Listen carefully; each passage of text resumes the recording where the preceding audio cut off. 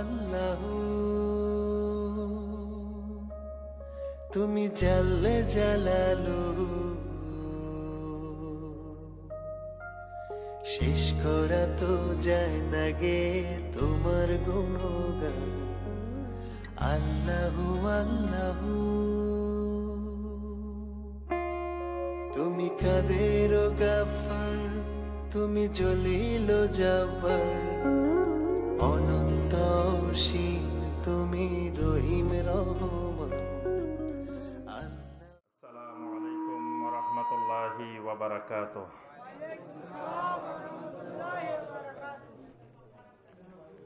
ইন্নাল হামদালিল্লাহ নাহমাদুহু ওয়া নাস্তাঈনুহু ওয়া নাস্তাগফিরুহু ওয়া নাউযু বিল্লাহি মিন শুরুরি আনফুসিনা ومن سيئات أعمالنا من يهده الله فلا مضل له ومن يضلل فلا هادي له وأشهد أن لا إله إلا الله وحده لا شريك له وأشهد أن محمدًا عبده ورسوله يا أيها الذين آمنوا اتقوا الله حق تقاته ولا تموتن إلا وأنتم مسلمون يا أيها الناس اتقوا ربكم الذي خلقكم من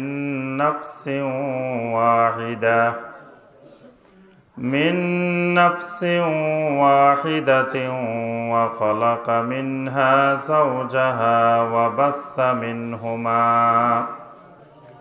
وبث منهما رجالا كثيرا ونساء واتقوا الله الذي تساءلون به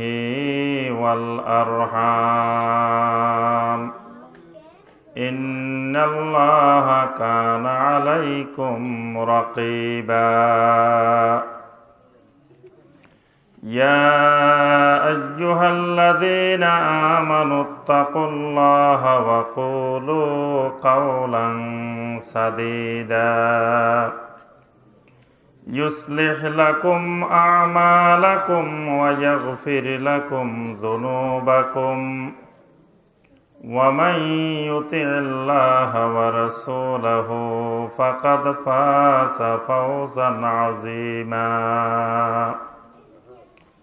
أما بعد فإن خير الحديث كتاب الله وخير الهدي هدي محمد صلى الله عليه وسلم وشر الأمور محدثاتها فإن كل محدثة بدعة وكل بدعة ضلالة وكل ضلالة في النار اللهم صل على محمد وعلى آل محمد كما صليت على إبراهيم وعلى آل إبراهيم إنك حميد مجيد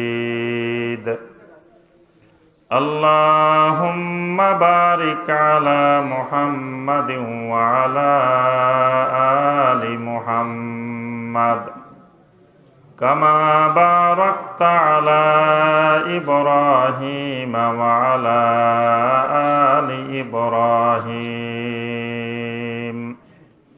إنك حميد মাজিদ।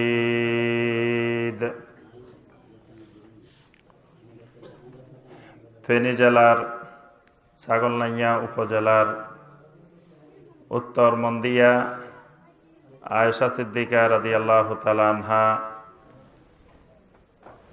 নুরানি মাদ্রাসার উদ্যোগে আয়োজিত আজকের এই বার্ষিক ওয়াজ ও দোয়ার মাহফিলে উপস্থিত সম্মানিত ওলামায়ে কেরাম, অত্র এলাকার আমার সম্মানিত মুরব্বিয়ানে আযম, আমার ছোট ভাইয়েরা এবং এই মাইকের আওয়াজ, আমাদের এই আলোচনা যতটুকু পর্যন্ত যাচ্ছে এর মধ্যে পর্দার অন্তরালের আমাদের মা ও বোনেরা এবং যারা আমাদের আলোচনা শুনছেন সে সকল ভাই ও মুরব্বিয়ান, আল্লাহ রাব্বুল আলামিনের দরবারে লাখো কোটি শুকরিয়া।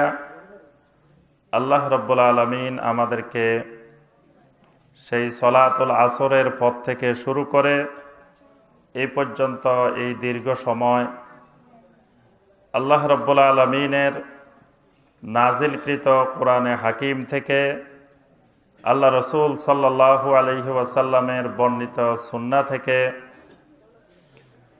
অনেক সুন্দর সুন্দর আলোচনা এতক্ষণ পর্যন্ত আমাদেরকে শোনার আল্লাহ পাক তৌফিক দিয়েছেন।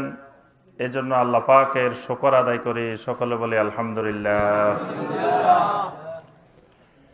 আমাদের রাত অনেক হয়ে গিয়েছে, শীতকালীন রাত্রি, আমরা আর বেশিক্ষণ আলোচনা করব না। ইনশাআল্লাহ অল্প কিছুক্ষণ সময়ের মধ্যেই কয়েকটি সংক্ষিপ্ত কথাবার্তা বলেই আমরা আজকের আলোচনা, এই ওয়াজ মাহফিল আমরা শেষ করব ইনশাআল্লাহ। সম্মানিত মুরব্বিয়ান এবং আমার ভাইয়েরা, আজকে অনেক আনন্দ লাগতেছে, অনেক খুশি মনে হচ্ছে যে অনেক দিন পরে আপনাদের সাথে দেখা হওয়ার, আপনাদের সামনে কিছু কথাবার্তা বলার এবং শোনার, আপনাদের সাথে পরিচিত হওয়ার, দেখা সাক্ষাৎ হওয়ার আল্লাহ পাক সুযোগ করে দিয়েছেন। এজন্য আবারও শুকরিয়াতান আল্লাহ পাকের শুকর আদায় করি আলহামদুলিল্লাহ। আপনারা যারা শুনতেছেন, যারা আছেন, সবাই আমার পরিচিত, আমিও আপনাদেরকে চিনি, আপনারাও আমাকে চিনেন আলহামদুলিল্লাহ। বর্তমানে আপনাদের দোয়া বাংলাদেশ এবং বাংলাদেশের বাহিরে অনেক জায়গায় দ্বীনি আলোচনা, দ্বীনি কথাবার্তা আমরা বলি, তো আলহামদুলিল্লাহ সেখানে আমাদেরকে হয়তো কেউ চিনে, আমরা অনেককে চিনি না। আবার আমরা মানে একজন আরেকজনকে আজকের এই মাহফিলে যেরকম পরিচিত, এরকম মাহফিল আমাদের খুব কমে হয়। আবার উত্তরবঙ্গের মাহফিল হইল শেষ রাত্রে, অর্থাৎ রাত্রে 12টা, 1টা, 3টা, 4টা, তো শ্রোতারা সুন্দর মতে ঘুমায়, বক্তা চোখ বন্ধ করে আলোচনা করেন। তো ওইটা আরেক দৃশ্য, যে এশার পর থেকে ওয়াজ মাহফিল শুরু, ফজর পর্যন্ত ওয়াজ মাহফিল, একজন এক এক সময়ে 1 ঘন্টা পর পর আলোচনা করতেছেন। অর্থাৎ আল্লাহর জমিনে বিচিত্র রকমের ওয়াজ মাহফিল। আবার বাংলাদেশের বাহিরে আরেক ধরনের ওয়াজ মাহফিল, যেটা আমাদের দেশের ওয়াজ মাহফিলের সাথে ওই ওয়াজ মাহফিলের মিল নেই। আমাদের দেশের একজন বক্তা আলোচনা করেন 2 ঘন্টা 3 ঘন্টা পর্যন্ত। পৃথিবীর অন্যান্য দেশের একজন আলোচক আলোচনা করেন সর্বোচ্চ 15 মিনিট, 20 মিনিট, সর্বোচ্চ আধা ঘন্টা। আধা ঘন্টার উপরে পৃথিবীর কোনো দেশের ওলামায়ে কেরাম কথা বলতে পারেন না। একমাত্র বাংলাদেশ এমন একটা দেশ, যে দেশের আলেমেরা 3 ঘন্টা 4 ঘন্টা ওয়াজ করতে পারে। আবার পৃথিবীর অন্যান্য দেশে ওয়াজ মাহফিলে শুধু মুফাসসিরে কোরআনে থাকে না, কিন্তু আমাদের দেশে আলহামদুলিল্লাহ হাজার হাজার আন্তর্জাতিক খ্যাতি সম্পন্ন মুফাসসিরে কোরআন। অন্যান্য দেশে একজন মুফাসসিরে কোরআনও খুঁজে পাওয়া মুশকিল, কিন্তু আমাদের দেশ বাংলাদেশ এমন একটা দেশ যেখানে হাজার হাজার আন্তর্জাতিক খ্যাতি সম্পন্ন মুফাসসিরে কোরআন, দেশীয় মুফাসসিরে কোরআন খুঁজে পাওয়া যায় না, সব আন্তর্জাতিক। আবার আমাদের দেশ এমন একটা দেশ যে দেশে ছোট আলেম, ছোট হুজুর খুঁজে পাওয়া যায় না। এটা হলো সব বড় হুজুরের দেশ, বড় আলেমের দেশ। আপনি কোনো এলাকায় গিয়ে ছোট হুজুর খুঁজলে যে আমি একটু ছোট আলেম খুঁজতেছি, তাহলে পাওয়া যাবে না বাংলাদেশে। কিন্তু বাংলাদেশে আলহামদুলিল্লাহ সব বড় আলেম। এটা আল্লাহ পাকের বিরাট নিয়ামত। আলহামদুলিল্লাহ আমরা আজকের এই মাহফিলে যখন আমরা আলোচনা করব, সেই আলোচনার মুহূর্তে আপনারা সকলে জানেন বর্তমান দুনিয়ায় এক করুণ হৃদয় বিদারক নির্যাতন জুলুম চলতেছে আমাদের পার্শ্ববর্তী একটা দেশ, যে দেশের নাম হলো মিয়ানমার। আগে নাম ছিল বর্মা, বিভিন্ন নাম ছিল, এক সময়ের নাম ছিল আরাকান। সেই আরাকানের মুসলিম ভাই বোনদের নির্যাতন আল্লাহর জমিনে এই পর্যন্ত মনে হয় ফেরাউন, নমরুদ, যাদের কথা আমরা শুনি কোরআনে হাদিসে, ওই রকম জালেমেরও মনে হয় এইরকম কঠোর নির্যাতন মানুষ মানুষের প্রতি আল্লাহর জমিনে কখনো করে নাই। আপনারা সকলেই বিষয়গুলো জানেন। বর্তমানে ইন্টারনেট, ফেসবুকের আপনার সুবিধার কারণে সবাই আমরা কম বেশি জানি যে যেই ছবিগুলো আসতেছে, পত্রপত্রিকায় আসতেছে, মিডিয়ায় আসতেছে, কিভাবে বাড়ির মধ্যে আগুন লাগিয়ে দিয়ে ঘরের মধ্যে ওই ঘরের ওই বাড়ির সব মানুষকে ওই আগুনের মধ্যে নিক্ষেপ করা হচ্ছে। আগুনের মধ্যে নিক্ষেপ করে চতুর্দিকে উল্লাস করতেছে, মানুষ উল্লাস করতেছে। মানে যেটা ভাবতে অবাক লাগে যে কিছু মানুষকে, জীবন্ত মানুষকে আগুনের মধ্যে ফেলে, জীবন্ত মানুষকে জবাই করে দিয়ে, জীবন্ত মানুষকে টুকরা টুকরা করে, আবার কিছু মানুষ চতুর্দিকে মজা করতেছে, আনন্দ করতেছে। আল্লাহ পাক কোরআনে কারিমে একটি সূরা নাজিল করেছেন, সূরা আল বুরুজ। সূরা আল বুরুজের মধ্যে আল্লাহ রাব্বুল আলামিন এইরকম একটি প্রাচীন যুগের ঘটনা আল্লাহ পাক বর্ণনা করেছেন। সেই ঈসা আলাইহিস সালামের যুগে এরকম একটা জাতি ইমানদারদেরকে, মুমিনদেরকে ধরে ধরে এনে আগুনের মধ্যে নিক্ষেপ করেছিল, এবং কিছু মানুষ চতুর্দিকে বসে, স্টেডিয়ামের মতো চতুর্দিকে বসে সেটার আনন্দ উপভোগ করতেছিল। আল্লাহ পাক কোরআনে কারিমে সেই ঘটনাটিকে উল্লেখ করেছেন, ওয়াস-সামাই যাতিল বুরুজ ওয়াল ইয়াউমিল মাউউদ ওয়া শাহিদিন ওয়া মাশহুদ কুতিলা আসহাবুল উখদুদিন নারি যাতিল ওয়াকুদ إذ هم عليها قعود وهم على ما يفعلون بالمؤمنين شهود। আল্লাহ রাব্বুল আলামিন ইরশাদ করেন, وهم على ما يفعلون بالمؤمنين شهود। মুমিনদের সাথে তারা যে আচরণগুলো করছিল, মুমিনদেরকে তারা আগুনের মধ্যে যেভাবে আগুনের গর্তে নিক্ষেপ করছিল, ওই দৃশ্যগুলো তারা উপভোগ করতেছিল। আল্লাহ পাক বলেন, যেই মানুষগুলোকে সেখানে নিক্ষেপ করা হচ্ছে তাদের কোনো ধরনের অপরাধ ছিল না, একটি মাত্র অপরাধ ছিল। সেই অপরাধটি হলো ওয়ামা নাকামু মিনহুম ইল্লা আন ইউমিনু বিল্লাহিল আসিসিল হামিদ। ওই মানুষগুলো একটি মাত্র অপরাধ করেছিল, যে অপরাধটি ছিল তারা আল্লাহ রাব্বুল আলামিনের উপরে ঈমান এনেছিল। আল্লাহর উপরে ঈমান আনা ছাড়া আল্লাহর জমিনে তাদের আর দ্বিতীয় কোনো অপরাধ ছিল না।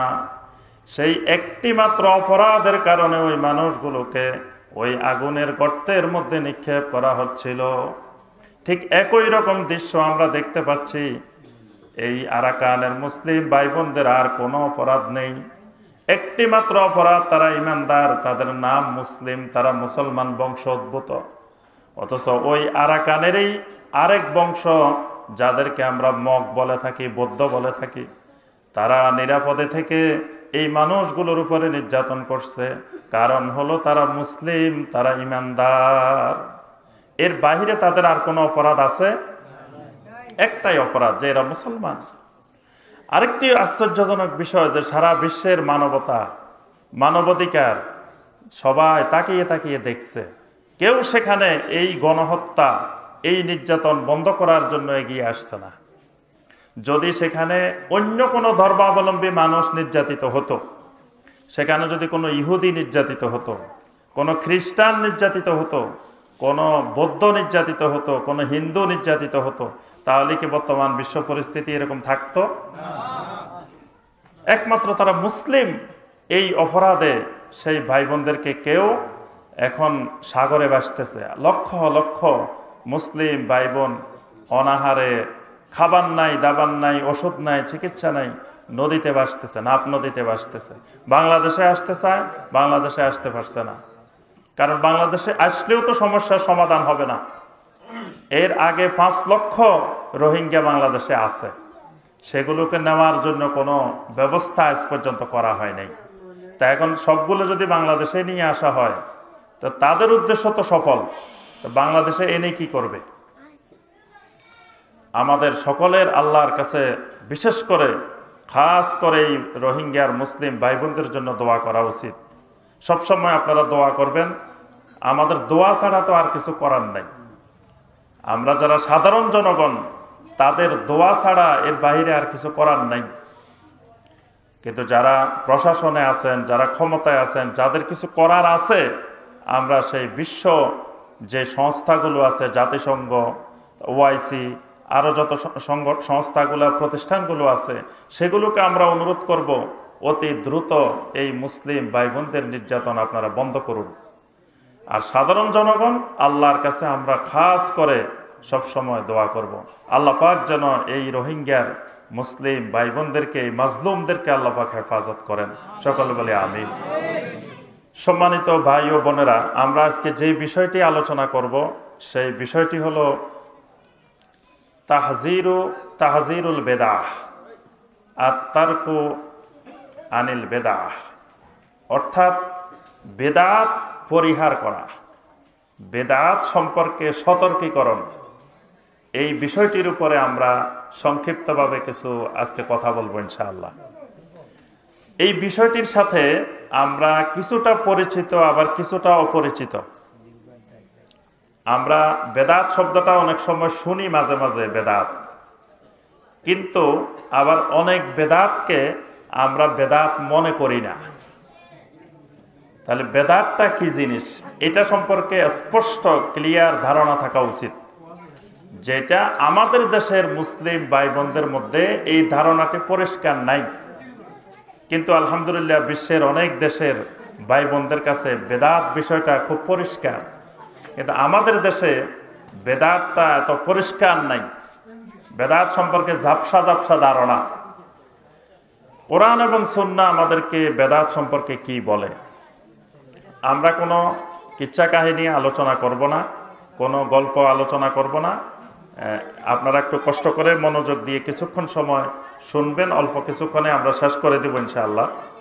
বেদাত সম্পর্কে আল্লাহ রাব্বুল আলামিন কি বলেন, আল্লাহ রাসূল সাল্লাল্লাহু আলাইহি ওয়াসাল্লাম কি বলেন, এবং আমাদের সমাজে প্রচলিত কিছু গুরুত্বপূর্ণ বেদাত, এই বিষয়গুলোই আমরা আপনাদের সামনে তুলে ধরবো ইনশাআল্লাহ। আল্লাহ পাক কোরআনে কারিমে সূরা আল হাদিদের 27 নম্বর আয়াতে বেদাত সম্পর্কে আল্লাহ পাক বলছেন। আল্লাহ পাক ইরশাদ করেন, ওয়া রাহবানিয়াতান ইবতাদাউহা মা কাতাবনাহা আলাইহিম ইল্লা ইবতিগা রিদওয়ানিল্লাহি ফামা রাআউহা হাক্কা রিআয়াতিহা। আল্লাহ রাব্বুল আলামিন নাসারাদের, খ্রিস্টানদের অবস্থা তুলে ধরে আল্লাহ পাক বলেন, ওয়া রাহবানিয়াতান ইবতাদাউহা, ওই খ্রিস্টানগণ, নাসারাগণ, তারা নতুন একটি বেদাত আবিষ্কার করেছিল। যেই বেদাতটি ছিল রাহবানিয়াতের বেদাত। মা কাতাবনাহা আলাইহিম, অথচ আমি আল্লাহ সুবহানাহু ওয়া তাআলা তাদেরকে ওই রাহবানিয়াতের বেদাত আমি তাদেরকে দিই নাই, রাহবানিয়াতের বিধান দিই নাই। ইল্লা ইবতিগা রিদওয়ানিল্লাহ, তবে তাদের উদ্দেশ্য ছিল খুবই সৎ, তারা এই রাহবানিয়াতের বেদাত আবিষ্কার করেছে একমাত্র আল্লাহ রাব্বুল আলামিনের সন্তুষ্টির উদ্দেশ্যে। ফামা রাআউহা হাক্কা রিআয়াতিহা, কিন্তু তাদের উদ্দেশ্য সৎ হওয়ার পরেও তারা কিন্তু তাদের আসল মাকসাদে পৌঁছতে পারে নাই, তারা সেই রাহবানিয়াতকে রক্ষা করতে পারে নাই। এই ছোট্ট আয়াতটির মধ্যে আল্লাহ রাব্বুল আলামিন কয়েকটি গুরুত্বপূর্ণ কথা বলছেন। প্রথম কথাটি বলছেন রাহবানিয়াতের বেদাত। খ্রিস্টানেরা যে বেদাতটা আবিষ্কার করছে সেই বেদাতটার নাম হলো রাহবানিয়াত। রাহবানিয়াতটা কি? রাহবানিয়াত হলো বিয়ে শাদী পরিবার পরিজন সবকিছু পরিহার করে শুধু আল্লাহর ইবাদত করা, এটাকে বলা হয় রাহবানিয়াত। আমরা অতীতে ছোটবেলা থেকে অনেকে শুনছেন যে শেখ ফরিদ 12 বছর জঙ্গলে গাছের লতা পাতা খেয়ে জীবন কাটাইছে, শুনছেন না? তারপর অমুক আল্লাহর ওলি বাড়িঘর পরিবার পরিজন ছেড়ে জঙ্গলে গিয়ে পাহাড়ে গিয়ে সাধনা করে আল্লাহর ওলি হয়েছেন। এই জাতীয় যত কিচ্ছা কাহিনী আমরা শুনছি এগুলো সবগুলা ডাহা মিথ্যা কথা। কারণ আদম আলাইহিস সালাম থেকে শুরু করে মুহাম্মদ রাসূলুল্লাহ সাল্লাল্লাহু আলাইহি সাল্লাম পর্যন্ত আল্লাহ পাক যত অসংখ্য হাজার হাজার, যাদের সংখ্যা আল্লাহ পাক বর্ণনা করেন নাই, এইরকম অসংখ্য নবী রাসূল আল্লাহ পাক পৃথিবীতে পাঠিয়েছেন। একজন নবী রাসূলও কখনো জঙ্গলে গিয়ে পাহাড়ে গিয়ে সাধনা করেন নাই। তাহলে বোঝা যায় এটা নবীওয়ালা তরিকা না। জঙ্গলে গিয়ে সাধনা করেছেন গৌতম বুদ্ধ, জঙ্গলে গিয়ে সাধনা করেছেন শ্রীকৃষ্ণ, জঙ্গলে গিয়ে সাধনা করেছেন এই জাতীয় মানুষেরা। কোন আল্লাহর নবী কখনো জঙ্গলে গিয়ে পরিবার পরিজন ছেড়ে দিয়ে বিয়ে শাদী বর্জন করে দুনিয়ার মানুষকে বর্জন করে পাহাড়ে জঙ্গলে চলে গেছেন, এইরকম কোন নবীর ইতিহাস, কোন নবীর কাহিনী আমাদের জানা নেই। কোরআন হাদিসে এরকম কোন ঘটনা নাই। আচ্ছা, নবী সাল্লাল্লাহু আলাইহি সাল্লামের লক্ষাধিক সাহাবায়ে কেরাম ছিলেন, একজন সাহাবী জনপদ ছেড়ে দিয়ে পাহাড়ে জঙ্গলে গিয়ে সাধনা করেছেন, এরকম কোন সাহাবীর নাম কি আপনাদের জানা আছে? একজন সাহাবীও যায় নাই। তাহলে যেই সাহাবায়ে কেরাম আল্লাহ রাব্বুল আলামিনের ওলি, সমস্ত সাহাবায়ে কেরাম আল্লাহর ওলি, তাহলে সেই আল্লাহর ওলিরা, সেই সাহাবায়ে কেরামেরা পাহাড়ে জঙ্গলে যাওয়া লাগে নাই। তাহলে পাহাড়ে জঙ্গলে গিয়ে আল্লাহর ওলি হওয়া যায় না। পাহাড়ে জঙ্গলে যাওয়াটাই আল্লাহর ওলি হওয়ার বিরোধী কাজ। পাহাড়ে জঙ্গলে জানোয়ার থাকে, আল্লাহ পাক পাহাড়ে জঙ্গলের জন্য বিভিন্ন মাখলুক সৃষ্টি করেছেন, মানুষের জন্য জঙ্গল সৃষ্টি করেন নাই। মানুষের জন্য আল্লাহ পাক এই ভূপৃষ্ঠকে, এই জমিনকে আল্লাহ পাক এত সুন্দর করে সাজিয়েছেন। তাহলে মানুষ এবং নবী আলাইহিমুস সালাম, সমস্ত সাহাবায়ে কেরাম, তাবেঈনে কেরাম, তাবেঈনে কেরাম, তারা সবাই এই জমিনে থেকেই আল্লাহকে পেয়েছেন। তারা মানুষদের থেকে আড়ালে গিয়ে, জঙ্গলে গিয়ে, পাহাড়ে গিয়ে তারা সাধনা করে আল্লাহকে পাইছেন, এইরকম কোন নজির ইসলামে নাই। রাহবানিয়াতের বেদাতটা হলো এইরকম যে সংসার বর্জন করে, পরিবার বর্জন করে আল্লাহকে পাওয়া। এই প্রবণতা মানুষের মধ্যে থাকে, এটা মানুষের স্বাভাবিক প্রবণতা। আমরা একটা হাদিসের মধ্যে দেখি, বুখারী এবং মুসলিমে একটা হাদিস এসেছে, জাআ সালাসাতু রাহাতিন ইলা বুয়ুতি আজওয়াজিন নবী সাল্লাল্লাহু আলাইহি ওয়াসাল্লাম। একবার 3 জন সাহাবী নবী সাল্লাল্লাহু আলাইহি সাল্লামের স্ত্রীদের কাছে আসলেন। ইয়াসআলুনা আন ইবাদাতিন নবী সাল্লাল্লাহু আলাইহি ওয়াসাল্লাম। তারা এসে নবী সাল্লাল্লাহু আলাইহি সাল্লামের স্ত্রীদের কাছে, যারা আমাদের আম্মা জান, ওই আম্মা জানদের কাছে এসে নবী সাল্লাল্লাহু আলাইহি সাল্লামের ইবাদত সম্পর্কে জানতে চাইলেন। জিজ্ঞাসা করলেন, আম্মা জান, আল্লাহ রাসূল সাল্লাল্লাহু আলাইহি সাল্লাম কিভাবে ইবাদত বন্দেগী করেন, কোন সময়ে কোন ইবাদতটা করেন, কোন সময়ে খাওয়া দাওয়া করেন, কোন সময়ে ঘুমান, কোন সময়ে তার ইবাদতের রুটিনটা কি আমাদেরকে একটু জানান। আম্মা জানেরা নবী সাল্লাল্লাহু আলাইহি ওয়াসাল্লামের ইবাদত সম্পর্কে বর্ণনা দিলেন। ফালাম্মা উখবিরু কান্নাহা তাকাল্লুহা। যখন বর্ণনা দেওয়া হলো তখন ওই 3 জন সাহাবী মনে করলেন যেই বর্ণনা আম্মা জানেরা দিলেন এটাতে বোঝা যায় তো নবী সাল্লাল্লাহু আলাইহি ওয়াসাল্লাম বেশি ইবাদত করেন না, নবী সাল্লাল্লাহু আলাইহি ওয়াসাল্লামের ইবাদত তো অল্প। আম্মা জানেরা বর্ণনা দিলেন নবী সাল্লাল্লাহু আলাইহি ওয়াসাল্লাম রাত্রে দীর্ঘ সময় ঘুমান, তারপরে উঠে তাহাজ্জুদ আদায় করেন, তারপরে ফজর আদায় করেন, তারপরে এই কাজ করেন, তারপরে এই কাজ করেন, তারপরে এই কাজ করেন। সারা দিনের 24 ঘন্টার ইবাদত মিলিয়ে দেখা গেল ইবাদত একেবারে কম। একজন আরেকজনকে বলা বলি করতে লাগলো, আইনা নাহনু মিনান নবী সাল্লাল্লাহু আলাইহি ওয়াসাল্লাম ওয়াকাদ গুফিরা লাহু মা তাকাদ্দামা মিন যামবিহি ওয়া মা তাআখার। শোনো, কোথায় আল্লাহ রাসূল সাল্লাল্লাহু আলাইহি ওয়াসাল্লাম, কোথায় আমরা? নবী সাল্লাল্লাহু আলাইহি ওয়াসাল্লাম যদি অল্প ইবাদত করেন সেটাই তার জন্য যথেষ্ট। আমরা যদি অনেক ইবাদত করি সেটাও আমাদের জন্য যথেষ্ট না। কারণ আল্লাহ পাক নবী সাল্লাল্লাহু আলাইহি ওয়াসাল্লামের অতীতের সমস্ত গুনাহ, ভবিষ্যতের সমস্ত গুনাহ, সকল গুনাহ আল্লাহ পাক মাফ করে দিয়েছেন। আমার আর তোমার গুনাহ তো আল্লাহ পাক মাফ করেন নাই। তখন একজন বলে উঠল, শোনো, আমি আজকে থেকে ওয়াল্লাহি ফাআনা উসাল্লিল লাইলা আবাদা, আল্লাহর কসম, আজকে থেকে আমি সারা রাত আর ঘুমাবো না, সারা রাত শুধু আমি সালাত আদায় করব। এশার পর থেকে শুরু করে ফজর পর্যন্ত আমি শুধু সারা রাত নামাজ পড়ব। আরেকজন উঠে বললেন, ওয়াল্লাহি আনা আসুমুদ দাহরা কুল্লাহ, শোনো, আমি আজকে থেকে সারা জীবন শুধু রোজা রাখবো, একদিনও আমি রোজা রাখা বাদ দিব না, কন্টিনিউ আমি রোজা রেখে যাব। আরেকজন বলে উঠলেন, শোনো, আমা ওয়াল্লাহি লা আতাজাওয়াজু আবাদা, আল্লাহর কসম করে বলছি আমি জীবনে কোনো দিন বিয়ে শাদী করব না। কেন বিয়ে শাদী করব না?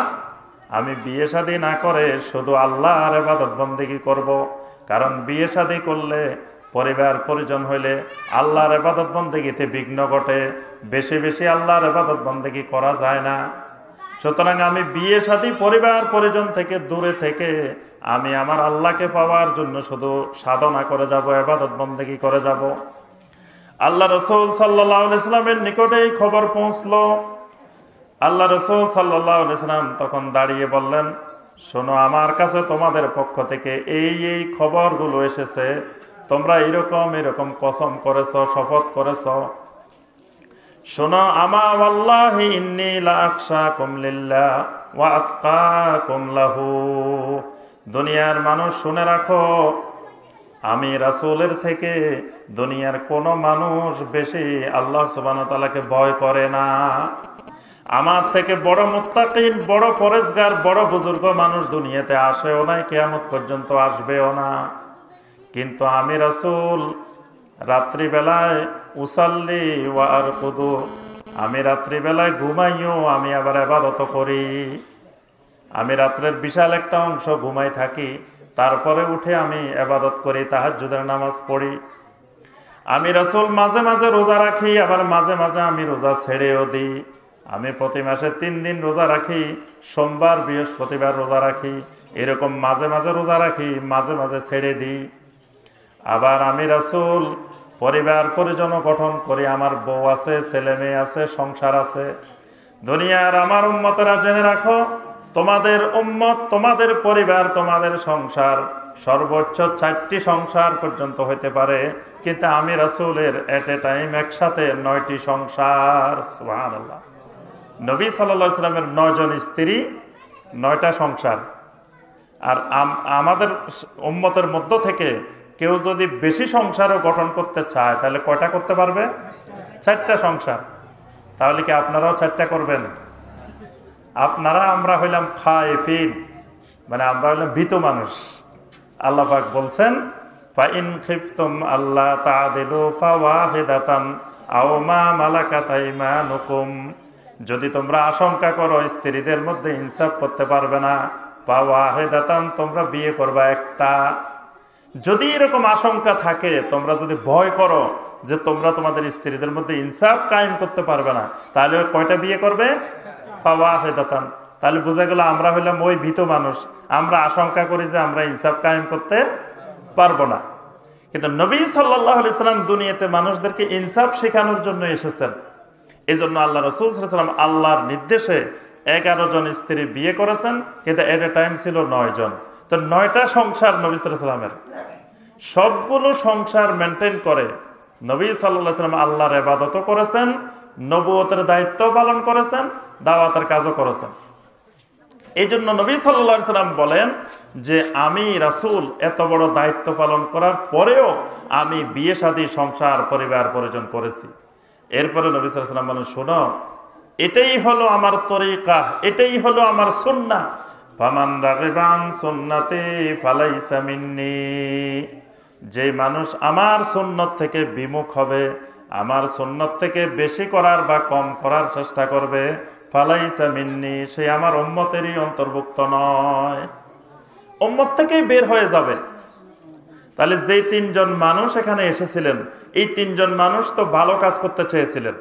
এরা কি কোনোটা খারাপ করতে চেয়েছেন? যিনি বলছেন যে আমি সারা রাত নামাজ পড়বো, উনি কি খারাপ কাজ করবে? সারা রাত নামাজ পড়বো, অসুবিধা কি? ওনারা তো আমরা হলে বলতাম যে আল্লাহর ওলি হবে, বুজুর্গ হবে, ভালো মানুষ।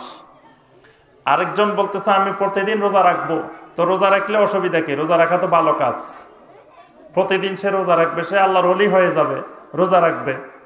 আরেকজন বলতেছে আমি বিয়ে শাদী করবো না, তো ভালো কথা, বিয়ে শাদী না করে সে আল্লাহর ইবাদত বন্দেগী করবে। আল্লাহ রাসূল সাল্লাল্লাহু আলাইহি ওয়াসাল্লাম বলতেছেন, এইরকম বেশি ইবাদত, বেশি বুজুর্গি, আমি রাসূলের থেকে বেড়ে যাওয়া, যে আমার থেকে বেশি ইবাদত, আমার থেকে বেশি ফরজগার, এইরকম যদি হও, ফালাইসা মিন্নি, আমার উম্মতেরই অন্তর্ভুক্ত নয়, উম্মত থেকেই বাদ। তাহলে বোঝা যায় বেশি ইবাদত করতে গেলে নবী সাল্লাল্লাহু আলাইহি ওয়াসাল্লামের উম্মত থেকে বাদ পড়ে যেতে হবে। বেশি ইবাদত সুখের খবর না, কিন্তু সেই ইবাদতটা হইতে হবে কার মতো? রাসূলুল্লাহ সাল্লাল্লাহু আলাইহি ওয়াসাল্লামের মতোই। আমরা যে কথাটা বলতেছিলাম, এই হাদিসে রাসূলুল্লাহ সাল্লাল্লাহু আলাইহি ওয়াসাল্লাম রাহবানিয়াতকে, মানে বাড়িঘর সংসার ছেড়ে দিয়ে আল্লাহর ইবাদত বন্দেগী করাকে উৎসাহিত করেছেন না নিরুৎসাহিত করেছেন? নিরুৎসাহিত করেছেন। খ্রিস্টানেরা এই রাহবানিয়াত অর্থাৎ বাড়িঘর সংসার পরিজন ছেড়ে দিয়ে এইরকম সন্ন্যাসী হয়ে যাবে, ইবাদত বন্দেগী করবে, এটাকে তারা নতুন বেদাত বানিয়েছে। আল্লাহ পাক বলেন, মা কাতাবনাহা আলাইহিম, এই জাতীয় বেদাত আমি দুনিয়ার কোন উম্মতকে দিই নাই। এটা আদম আলাইহিস সালাম থেকে শুরু করে মুহাম্মদ রাসূলুল্লাহ সাল্লাল্লাহু আলাইহি ওয়াসাল্লাম পর্যন্ত কোন উম্মতকে এটা দেওয়া হয় নাই। তবে ইল্লা বিতাগা রিদওয়ানিল্লাহ, কিন্তু তারা যেটা করেছে সেটা করেছে একমাত্র আল্লাহর সন্তুষ্টির উদ্দেশ্যে। তাদের নিয়ত কিন্তু ভালো, নিয়ত খারাপ না, নিয়ত হলো আল্লাহর সন্তুষ্টি। তাহলে বোঝা যায় নিয়ত ভালো হলেও যদি সেটা নবী সাল্লাল্লাহু আলাইহি ওয়াসাল্লামের সুন্নত অনুযায়ী না হয়, তাহলে সেটা আল্লাহ পাক গ্রহণ করেন না। এজন্য বেদাত যারা করে দুনিয়াতে, বা আমরা যারা করি, আমাদের নিয়ত কিন্তু ভালো, নিয়ত কিন্তু খুব পরিষ্কার, আল্লাহর সন্তুষ্টির উদ্দেশ্যেই করি। আল্লাহ পাক সেই কথাটা বলছেন, ইল্লা বিতাগা ওয়াজহিল্লাহ, ওই নাসারারা খ্রিস্টানেরা আল্লাহর সন্তুষ্টির উদ্দেশ্যেই তারা এটি করেছে।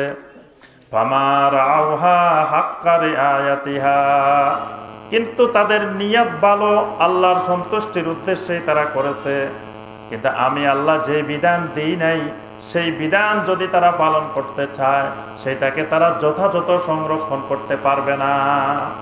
যথাযথ সংরক্ষণ তারা করতে পারে নাই।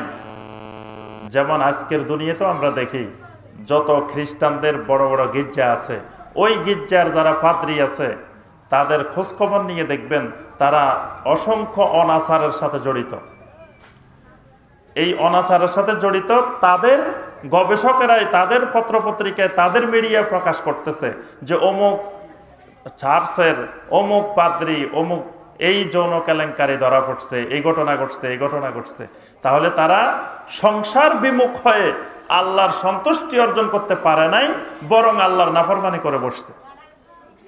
কারণ আল্লাহ সুবহানাহু ওয়া তাআলা মানুষদের ফিতরত জানেন, মানুষকে আল্লাহ কিভাবে সৃষ্টি করেছেন। তাহলে আমরা এই আয়াতে কারিমায় আল্লাহর পক্ষ থেকে বেদাতের ঘোষণা আমরা এখানে পাই। আল্লাহ পাক দুনিয়াতে মানুষদেরকে সৃষ্টি করেছেন কি জন্য? আমাদেরকে আল্লাহ পাক সৃষ্টি করেছেন কি জন্য? খাওয়ার জন্য, ঘুমানোর জন্য, চাষাবাদ করার জন্য? মূল উদ্দেশ্য কি? এবার আল্লাহ পাক সূরা জারিয়াতের 56 নম্বর আয়াতে আল্লাহ পাক বলছেন, ওয়ামা খালাকতুল জিন্না ওয়াল ইনসা ইল্লা লিয়াবুদুন। এই আয়াতটা তো আপনারা সবাই জানেন, জানেন না? এটা অসংখ্যবার আমরা শুনি। এটা শুনতে শুনতে এখন আর আরবি নাই, এটা বাংলা হয়ে গেছে। আল্লাহ পাক বলছেন, ওয়ামা খালাকতুল জিন্না ওয়াল ইনসা ইল্লা লিয়াবুদুন। আমি পৃথিবীতে মানুষ আর জিন এই দুটি মাখলুককে আমি আল্লাহ সৃষ্টি করেছি ইল্লা লিয়াবুদুন, শুধুমাত্র আমার ইবাদতের উদ্দেশ্যে, শুধুমাত্র ইবাদত। এদের কাজে হলো ইবাদত করা, ইবাদতের জন্যই এদেরকে আল্লাহ পাক সৃষ্টি করেছেন। আচ্ছা, এখন ইবাদতটা কেমনে করবে, বা ইবাদতটা কি করবে, কি ইবাদত করব আমরা, এটা শেখানোর জন্য আল্লাহ পাক কিতাব নাজিল করছেন। কিতাবটা নাজিল করছেন, কোরআন নাজিল করছেন, যুগে যুগে কিতাব নাজিল করছেন ইবাদত শেখানোর জন্য। আচ্ছা, কোরআনে কারিম নাজিল হলো, কোরআনে কারিম বলতেছেন, বারবার কোরআনে আসতেছে ওয়া আকিমুস সালাহ ওয়া আকিমুস সালাহ ওয়া আকিমুস সালাহ, বান্দারা নামাজ কায়েম করো, নামাজ কায়েম করো। আরবিতে সলাত, আল্লাহ পাক বারবার বলতেছেন সলাত কায়েম করো। এখন সলাত শব্দের অনেকগুলো অর্থ আছে। সলাত শব্দের একটা অর্থ আছে ড্যান্স, নাচ। আরবেরা জাহিলি যুগে নাচকে সলাত বলতো, নাচের অনুষ্ঠানকে সলাত বলতো। আচ্ছা, এখন আল্লাহ পাক বলতেছেন ওয়া আকিমুস সালাহ, সালাত কায়েম করো, সালাত কায়েম করো। কেউ যদি এই আয়াত দিয়ে বুঝে যে আল্লাহ পাক তো নাচতে বলছেন, এখন নাচের অনুষ্ঠান করে কেউ যদি মনে করে সালাত কায়েম করতেছে, এখন আমরা এটাকে ভুল বলবো কিভাবে? বলতে বলার কোনো কারণ নাই, সে তো কোরআনের আমল করতেছে। কোরআনে আল্লাহ বলছেন ওয়া আকিমুস সালাহ, সালাত কায়েম করো। এখন তার এটাকে ভুল বলবো কিভাবে, এটার দলিল আল্লাহ পাক কোরআনে বলে দিচ্ছেন। সূরা আন-নাহলের 44 নম্বর আয়াতে আল্লাহ পাক বলছেন ওয়া আনসালনা ইলাইকাজ যিকরা লিতুবাইয়িনা লিন-নাসি মা নুযিলা ইলাইহিম। আল্লাহ পাক বলেন, রাসূল, আমি আপনার উপরে যে কোরআনটা নাজিল করি, যে কিতাবটা নাজিল করি, এই কিতাব নাজিল করার উদ্দেশ্য হলো লিতুবাইয়িনা লিন-নাস, আপনি দুনিয়ার মানুষদেরকে ওই কিতাবের ব্যাখ্যা দিয়ে দিবেন, ওই কিতাবের বায়ান শিখাবেন। ওই কিতাবের যে বিষয়গুলো আসবে সেই বিষয়গুলো আপনি তাদেরকে ব্যাখ্যা করে দিবেন, বুঝাই দিবেন। তাহলে ওই সালাতটা কেমন হবে এটার ব্যাখ্যা দিবেন কে? এটার ব্যাখ্যা দিবেন কে? মুহাম্মদুর রাসূলুল্লাহ সাল্লাল্লাহু আলাইহি ওয়াসাল্লাম। আল্লাহ পাক রাসূল সাল্লাল্লাহু আলাইহি ওয়াসাল্লামকে সেই দায়িত্ব দিয়েছেন যে আমি কোরআনের যা নাজিল করি এটা দুনিয়ার মানুষদেরকে আপনি ব্যাখ্যা দিবেন, আপনি বুঝিয়ে দিবেন। তাহলে নবী সাল্লাল্লাহু আলাইহি ওয়াসাল্লাম সালাত যেভাবে শিখাবেন, যেভাবে বুঝিয়ে দিবেন, সেটাই করা আমাদের উপর ফরজ। এই জন্য নবী সাল্লাল্লাহু আলাইহি ওয়াসাল্লামের তরিকার বাহিরে গিয়ে কোনো ইবাদত করলে সেই ইবাদত আল্লাহ পাক কবুল করেন না। সূরা আলে ইমরানের 31 নম্বর আয়াতে আল্লাহ পাক বলছেন কুল ইন কুনতুম তুহিব্বুনাল্লাহা ফাত্তাবিউনি ইউহিব্বুকুমুল্লাহু ওয়া ইয়াগফির লাকুম যুনুবাকুম ওয়াল্লাহু গফুরুর রহিম।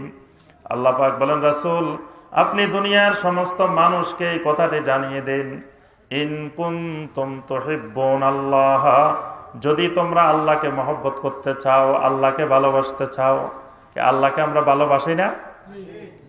আল্লাহকে ভালোবাসে না এরকম কোন মানুষ আছে?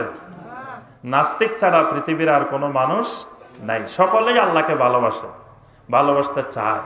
আল্লাহ পাক বলতেছেন, যদি ভালোবাসতে চাও ফাত্তাবিউনি, তাহলে তোমাদেরকে ভালোবাসার মাধ্যম হবে আমি রাসূলের সুন্নতের ইত্তেবা। সুন্নতের ইত্তেবা, সুন্নতের অনুসরণ, এটাই হবে আল্লাহকে ভালোবাসার মাধ্যম। নবী সাল্লাল্লাহু আলাইহি ওয়াসাল্লাম যেই কাজটি যেভাবে করেছেন, যখন করেছেন, যেই সময়ে করেছেন, যতটুকু করেছেন, সেই সময়ে সেই স্থানে ততটুকু ওই পরিমাণ করার নামই হলো সুন্নত। তার থেকে বাড়াইলে সেটার নাম বেদাত, তার থেকে কমাইলে সেটার নামও বেদাত। এবার বেদাত বুঝছেন? অর্থাৎ আল্লাহ রাসূল সাল্লাল্লাহু আলাইহি সাল্লাম এবং সাহাবায়ে কেরাম যেই আমলটি যতটুকু করছেন, যেই সময়ে করছেন, সেটা থেকে বাড়ানো, কিছু বাড়ানোর নামও বেদাত, কিছু কমানোর নামও বেদাত। তাহলে আল্লাহকে ভালোবাসতে হলে কি বেদাত করলে ভালোবাসা হবে, না সুন্নতের উপরে থাকলে ভালোবাসা হবে? আল্লাহ পাক স্পষ্ট বলে দিয়েছেন ফাত্তাবিউনি, আল্লাহকে ভালোবাসতে হলে রাসূল সাল্লাল্লাহু আলাইহি সাল্লামের সুন্নতের ইত্তেবা করা লাগবে। ইউহিব্বুকুমুল্লাহু, যদি তোমরা রাসূলের সুন্নতের অনুসরণ করো, সুন্নতের ইত্তেবা করো, আল্লাহ পাক তোমাদেরকে বড় বড় দুটি পুরস্কার দিবেন। প্রথম পুরস্কারটি হলো ইউহিব্বুকুমুল্লাহ, আল্লাহ রাব্বুল আলামিনও তাকে ভালোবাসবেন। সুবহানাল্লাহ। সুন্নতের ইত্তেবা করলে আল্লাহ ওই বান্দাকে ভালোবাসেন, আল্লাহর সাথে তার মহব্বত তৈরি হবে, আল্লাহর সাথে তার ভালোবাসা তৈরি হবে। আরেকটি পুরস্কার দেবেন, ওয়ায়াগফির লাকুম যুনুবাকুম, আল্লাহ পাক তোমাদের গুনাহগুলোকে মাফ করে দিবেন। সুবহানাল্লাহ। আল্লাহ পাক গুনাহ মাফ করে দিবেন। আল্লাহর একজন বান্দার কাছে সবচেয়ে বড় নিয়ামত হলো, আল্লাহ যদি বলে বান্দারে আমি তোমাকে ভালোবাসি, আল্লাহ যদি কোনো বান্দাকে বলে বান্দা আমি তোমাকে ভালোবাসি, এর থেকে বড় পাওয়া আল্লাহর কোনো বান্দার আর আছে? দ্বিতীয়, কবরে, হাসরে, আখেরাতে, সব জায়গায় যে জিনিসটির জন্য আমরা সব সময় ভয়ের মধ্যে আছি, হায়রে আল্লাহ পাক যদি আমার গুনাহগুলোর হিসাব নেন, আমার গুনার কারণে আমি জাহান্নামে যেতে হবে, আমার গুনার কারণে আমার আযাবে কবর হবে, আমার গুনার কারণে আমার আযাবুল হাসর হবে, আমার গুনার কারণে জায়গায় জায়গায় আমার ধরা খেতে হবে। আল্লাহ যদি বলে দেন বান্দারে আমি তোমার সকল গুনাহগুলোকে মাফ করে দিলাম, ওই বান্দারও আর কি কোনো কিছু দরকার আছে? আল্লাহ যদি বলে বান্দা তোমার সব গুনাহ মাফ করে দিছি, বাস গুনাহ মাফ করার পরে আল্লাহ এবার জান্নাতে দিক আর যেখানে দিক, আল্লাহ যদি বলে যে বান্দা তোকে জান্নাতে দিব না, এখানে বসে থাক, জান্নাতের বাইরে বসে থাক, তো জাহান্নাম থেকে বাঁচলেই হলো। কি বলেন? জাহান্নামে না দিয়ে আল্লাহ যদি জান্নাতেও না দেয়, বলে যে এখানে বসে থাক, বাইরে জান্নাতের বারান্দায় বসে থাক বা জান্নাতের বাইরে এখানে বসে থাক, তাও তো আলহামদুলিল্লাহ ভালো। কি বলেন? জাহান্নাম থেকে বাঁচা, এই জাহান্নাম থেকে বাঁচার জন্য হলো, জাহান্নামের ভয় হলো কিসের কারণে? আমাদের গুনার কারণে। আল্লাহ পাক বলতেছেন ওয়ায়াগফির লাকুম যুনুবাকুম, বান্দা যদি সুন্নতের ইত্তেবা করো, আমার রাসূলের অনুসরণ করো, আমি আল্লাহ তোমাদের জিন্দেগীর সকল গুনাহগুলোকে মাফ করে দিব। সুবহানাল্লাহ। গুনাহ মাফ করে দিবে। তাহলে বান্দার যে দুটি বড় পাওনা, আল্লাহর মহব্বত আর গুনাহ মাফ, এই দুটাই আছে সুন্নতের ইত্তেবার মধ্যে। সুবহানাল্লাহ। সুন্নতের অনুসরণের মধ্যে। আচ্ছা, এখানে আরেকটি বিষয় বলে রাখি, আল্লাহর সাথে রাসূলের সাথে আমরা কি মহব্বত করব না প্রেম করব? হ্যাঁ, সবাই বলতেছে না, অনেকে প্রেম করতে চায় আল্লাহর সাথে, নাকি? আল্লাহর সাথে রাসূলের সাথে মহব্বত, মহব্বত ভালোবাসা, আল্লাহর সাথে রাসূলকে ভালোবাসতে হবে, প্রেম করা যাবে না। প্রেম এক জিনিস, ভালোবাসা আরেক জিনিস, দুটার মধ্যে অনেকগুলো পার্থক্য আছে, দুটা এক জিনিস না। অনেকে এটা বুঝে না, অনেকে মনে করে যে দুটা এক জিনিস। আরবিতেও এটা দুটা আরবি আছে, একটা হলো মহব্বত আর একটা হলো ইশক। প্রেমের আরবি হলো ইশক আর ভালোবাসার আরবি হলো মহব্বত। কোরআন এবং হাদিসে কোনো আয়াতে, কোনো হাদিসে আল্লাহর সাথে রাসূলের সাথে ইশকে করার জন্য আল্লাহ এবং রাসূল বলেন নাই। আল্লাহ এবং রাসূল বলছেন আল্লাহ এবং রাসূলের সাথে কি করার জন্য? মহব্বত করার জন্য, ভালোবাসা করার জন্য বলছেন। কিন্তু আমাদের দেশে মাঝে মাঝে আমরা শুনি যে অনেকে আল্লাহর সাথে প্রেম করে, রাসূলের সাথে প্রেম করে, এবং এরকম ওয়াজ মাহফিলে গানও গান যে আসুন আমরা সবাই রাসূলের সাথে প্রেম খেলা খেলি, এরকম গানও গান, প্রেম খেলা খেলে। নাউজুবিল্লাহ। আমরা আব্বা আম্মাকে কি ভালোবাসি না প্রেম করি? তারপরে আমরা আমাদের বোন ভাই বোনদেরকে আমরা কি ভালোবাসি না প্রেম করি? স্ত্রীকে কি করি? ভালোবাসি, প্রেমও করি, দুটাই করি। কিন্তু এখন আপনি আম্মা আম্মাকে গিয়ে বলতে পারবেন যে আম্মা জান আমি আপনার সাথে প্রেম করি? বলতে পারবেন? তো তাহলে বোঝা যায় প্রেমের মধ্যে আর ভালোবাসার মধ্যে পার্থক্য আছে। আল্লাহ এবং আল্লাহ রসুলের সাথে প্রেম করা এটা বড় বেয়াদবি। কারণ আল্লাহ এবং আল্লাহ রসুল কোথাও প্রেম করতে বলেন নাই, আল্লাহ এবং রসুলের সাথে ভালোবাসতে বলছেন, মহব্বতের কথা বলছেন। কুল ইন কুনতুম তুহিব্বুন আল্লাহ, যদি তোমরা আল্লাহকে ভালোবাসো। এখন মহব্বত আর প্রেম, যদি প্রেম করি অসুবিধা কোথায়? অসুবিধা আছে। অসুবিধা হলো আল্লাহ এবং রাসূলের সাথে যদি আমরা মহব্বত করি, আল্লাহ এবং রাসূলের সাথে যেভাবে ইচ্ছা সেভাবে কথা বলা যাবে না, যেভাবে ইচ্ছা সেভাবে ব্যবহার করা যাবে না, যেভাবে ইচ্ছা সেভাবে সম্বোধন করা যাবে না, যেভাবে ইচ্ছা সেভাবে ইবাদত করা যাবে না। মহব্বতের একটা মাপকাঠি আছে, ভালোবাসার মাপকাঠি আছে।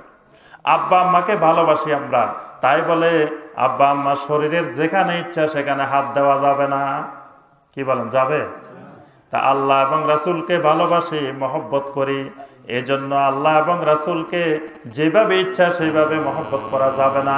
এই মহব্বতেরও একটা মাপকাঠি আছে, কিন্তু প্রেম করলে তখন আর মাপকাঠি থাকে না। আল্লাহ এবং রাসূলের সাথে যদি প্রেম করেন তখন আর মাপকাঠি নাই।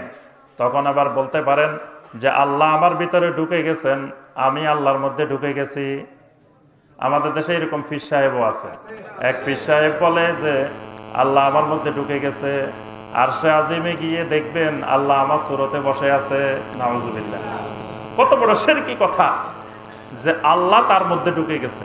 এই আকীদাকে বলা হয় ওয়াহদাতুল ওজুদ, হুলুল। এটা শিরকি আকীদা।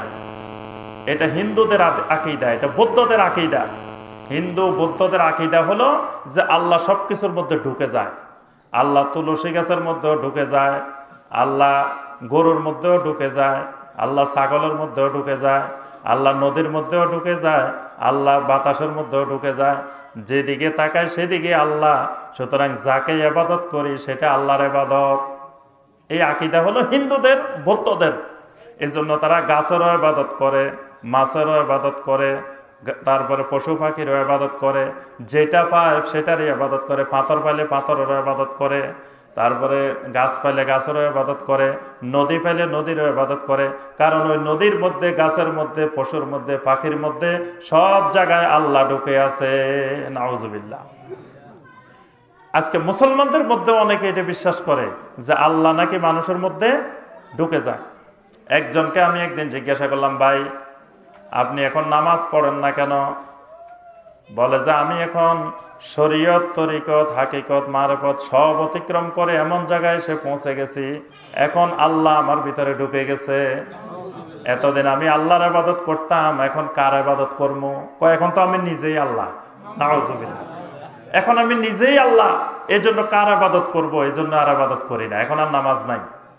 অথচ আল্লাহ পাক বলছেন ওয়াবুদ রাব্বাকা হাত্তা ইয়াতিয়াকাল ইয়াকিন। বান্দা ততদিন পর্যন্ত আল্লাহর ইবাদত করো যতক্ষণ না তোমার মৃত্যু আসে। এজন্য দেখেন নবী সাল্লাল্লাহু আলাইহি সাল্লাম ইন্তেকালের পূর্ব মুহূর্তে হেঁটে হেঁটে মসজিদে যাওয়ার মতো শারীরিক ক্ষমতা নাই। দুইজন সাহাবীর কাঁধে ভর করে নবী সাল্লাল্লাহু আলাইহি সাল্লাম মসজিদে গিয়ে সালাত আদায় করেছেন। ইন্তেকালের পূর্ব মুহূর্ত পর্যন্ত এক ওয়াক্ত সালাত নবী সাল্লাল্লাহু আলাইহি সাল্লাম বাদ দেন নাই। তাহলে বোঝা যায় নবী সাল্লাল্লাহু আলাইহি সাল্লাম ওই শরীয়ত, তরিকত, মারফত, হাকিকতের ওই পর্যন্ত পৌঁছতে পারেন নাই। তার রাসূল যে জায়গায় পৌঁছতে পারেন নাই সেই জায়গায় পৌঁছা হলো শয়তানি কাজ। রাসূল যে জায়গায় পৌঁছান নাই সেই জায়গায় পৌঁছাটা এটা আল্লাহর ওলিদের কাজ না, এটা হলো আউলিয়া ও শয়তানের কাজ, শয়তানের ওলিদের কাজ। কোরআনে দেখবেন দুইটা কথা আছে, কোন জায়গায় আছে আউলিয়াউল্লাহ, আবার কোন জায়গায় আছে আউলিয়া ও শয়তান। ওলি দুই রকমের, আল্লাহর ওলিও হয়, শয়তানের ওলিও হয়। শয়তানের ওলি হতে গেলে ওই যে আল্লাহর সাথে প্রেম করে, আর ওই যে জায়গায় রাসূল সাল্লাল্লাহু আলাইহি সাল্লাম পৌঁছতে পারেন নাই সে ওই জায়গায় পৌঁছে যায়। কোরআনে কারিমের যতগুলো আয়াত আল্লাহ পাক নাজিল করেছেন সবগুলো আয়াতেই জাহেরি আয়াত, সবগুলাই জাহেরি, সবগুলাই বাতেনি। অর্থাৎ কোরআনের মধ্যে আমরা যে আয়াতগুলো দেখি এগুলাই কোরআনের আয়াত, এর বাহিরে আল্লাহ পাক আর কোনো কোরআনের আয়াত নাজিল করেন নাই। কিন্তু অনেক মুসলমান দেখবেন বিশ্বাস করে, কয় এগুলা হলো জাহেরি আয়াত, আবার কিছু আছে বাতেনি আয়াত। বাতেনি আয়াত এগুলো নাকি সবাই জানে না, এগুলো কে জানে? ইবলিস জানে। যেগুলা বাতেনি আয়াত সেগুলো আমরা আলেম ওলামারা জানি না, সাহাবায়ে কেরাম জানেন নাই, তাবেঈন কেরাম জানেন নাই, যুগে যুগে কেউ জানেন নাই, এগুলো শুধু ইবলিসে জানে। কারণ এর বাহিরে কোরআনের কোনো আয়াত আরো রয়ে গেছে গোপনে, এটা বিশ্বাস করে কুফরি, ঈমান চলে যাবে। তাহলে আমরা যে কথাটা বলতেছিলাম যে আল্লাহ সুবহানাহু ওয়া তাআলার সাথে, আল্লাহ রাসূল সাল্লাল্লাহু আলাইহি ওয়াসাল্লামের সাথে মহব্বত করতে হবে। আল্লাহ পাক কোরআন এবং হাদিসের যত জায়গায় বলছেন মহব্বত বলছেন। দেখেন মা বাবাকে মহব্বত করি, এজন্য মা বাবার সাথে কথাবার্তা বলতে হিসাব নিকাশ করে বলতে হয়, সম্মান করতে হিসাব নিকাশ করে সম্মান করতে হয়, আচার আচরণে হিসাব নিকাশ করতে হয়। কোন কোন সময় মা বাবার কাছে যেতে পারবেন, কোন কোন সময় যেতে পারবেন না, সেই কথাও আল্লাহ পাক কোরআনে নির্ধারণ করে দিয়েছেন। এটার নাম হলো মহব্বত। তাহলে আল্লাহ পাকের ইবাদত যদি করতে হয়, আল্লাহকে যদি মহব্বত করতে হয়, কিসের ইত্তেবা লাগবে? সুন্নতের ইত্তেবা লাগবে। এবং নবী সাল্লাল্লাহু আলাইহি ওয়াসাল্লাম উম্মতকে এই সুন্নতের উপরে থাকার জন্য এমন ভাবে গুরুত্ব আরোপ করেছেন, কারণ পূর্বের জাতিগুলো বেদাতের কারণে ধ্বংস হয়ে গেছে। এই জন্য আল্লাহ রাসূল সাল্লাল্লাহু আলাইহি ওয়াসাল্লাম বারবার উম্মতকে সুন্নতের উপরে থাকার জন্য নির্দেশ দিয়েছেন। ইরবাদ ইবনে সারিয়া রাদিয়াল্লাহু তাআলা আনহু বর্ণনা করেন, হাদিসটি জামিয়া তিরমিজি, সুনানে আবু দাউদ এবং মুসনাদ ইমাম আহমদের মধ্যে এসেছে। আল্লাহ রাসূল সাল্লাল্লাহু আলাইহি ওয়াসাল্লাম একদিন সলাতুল ফজর আদায় করলেন। সলাতুল ফজরের পরে ফাওয়াযানা রাসূলুল্লাহ সাল্লাল্লাহু আলাইহি ওয়াসাল্লাম মাউইযাতান বালিগাতান। ইরবাদ ইবনে সারিয়া রাদিয়াল্লাহু তাআলা আনহু বলেন, আল্লাহ রাসূল সাল্লাল্লাহু আলাইহি ওয়াসাল্লাম ফজরের পরে এমন একটি করুণ খুতবা, এমন একটি করুণ ওয়াজ আমাদের সামনে করলেন। ওয়াজিলাত মিনহাল কুলুব জারাফাত মিনহাল উয়ুন। ওই আলোচনার পরে আমাদের সকলের অন্তরগুলো একেবারে ভীত সন্ত্রস্ত হয়ে গেল, আমাদের চক্ষু থেকে জর্জর করে পানি ঝরে পড়তেছিল। এক সাহাবী দাঁড়িয়ে বললেন, ইয়া রাসূলুল্লাহ সাল্লাল্লাহু আলাইহি ওয়াসাল্লাম, কাআন্নাহা মাউইযাতুম মুআদ্দে। আপনি যে আলোচনা করলেন মনে হচ্ছে এটা বিদায়ী আলোচনা, মনে হয় এটা আপনার জীবনের শেষ আলোচনা, আর মনে হয় জীবনে আপনি আমাদের সামনে আর ওয়াজ করতে পারবেন না। ফাআউসিনা ইয়া রাসূলুল্লাহ, হে আল্লাহ রাসূল সাল্লাল্লাহু আলাইহি ওয়াসাল্লাম, আমাদেরকে কিছু ওসিয়ত করেন, কিছু উপদেশ দেন। আল্লাহ রাসূল সাল্লাল্লাহু আলাইহি ওয়াসাল্লাম বললেন, উসিকুম বিতাকওয়াল্লাহ, আমি তোমাদেরকে ওসিয়ত করতেছি আল্লাহর তাকওয়ার ব্যাপারে। এরপরে আরো কিছু ওসিয়ত করলেন। করার পরে নবী সাল্লাল্লাহু আলাইহি ওয়াসাল্লাম বললেন, ফাইন্নাহু মাইয়াইশ মিনকুম বাদি ফাসায়ারা ইখতিলাফান কাসীরা। আমার পরে যারা দুনিয়াতে বসবাস করবে, আমার উম্মতেরা শোনো, অচিরেই তোমরা দেখতে পাবে অসংখ্য ইখতিলাফ, অসংখ্য মতবিরোধ, অসংখ্য মত, অসংখ্য পথ। তখন তোমাদের জন্য করণীয় হলো ফাআলাইকুম বিসুন্নতি ওয়া সুন্নাতিল খুলাফায়ে রাশিদিন আল মাহদিয়্যিন। তখন তোমাদের জন্য করণীয় হলো তোমরা আমার সুন্নতকে শক্ত করে ধরে রাখবা, আমার খোলাফায়ে রাশিদিনের সুন্নতকে, আমার সাহাবীদের সুন্নতকে ধরে রাখবা।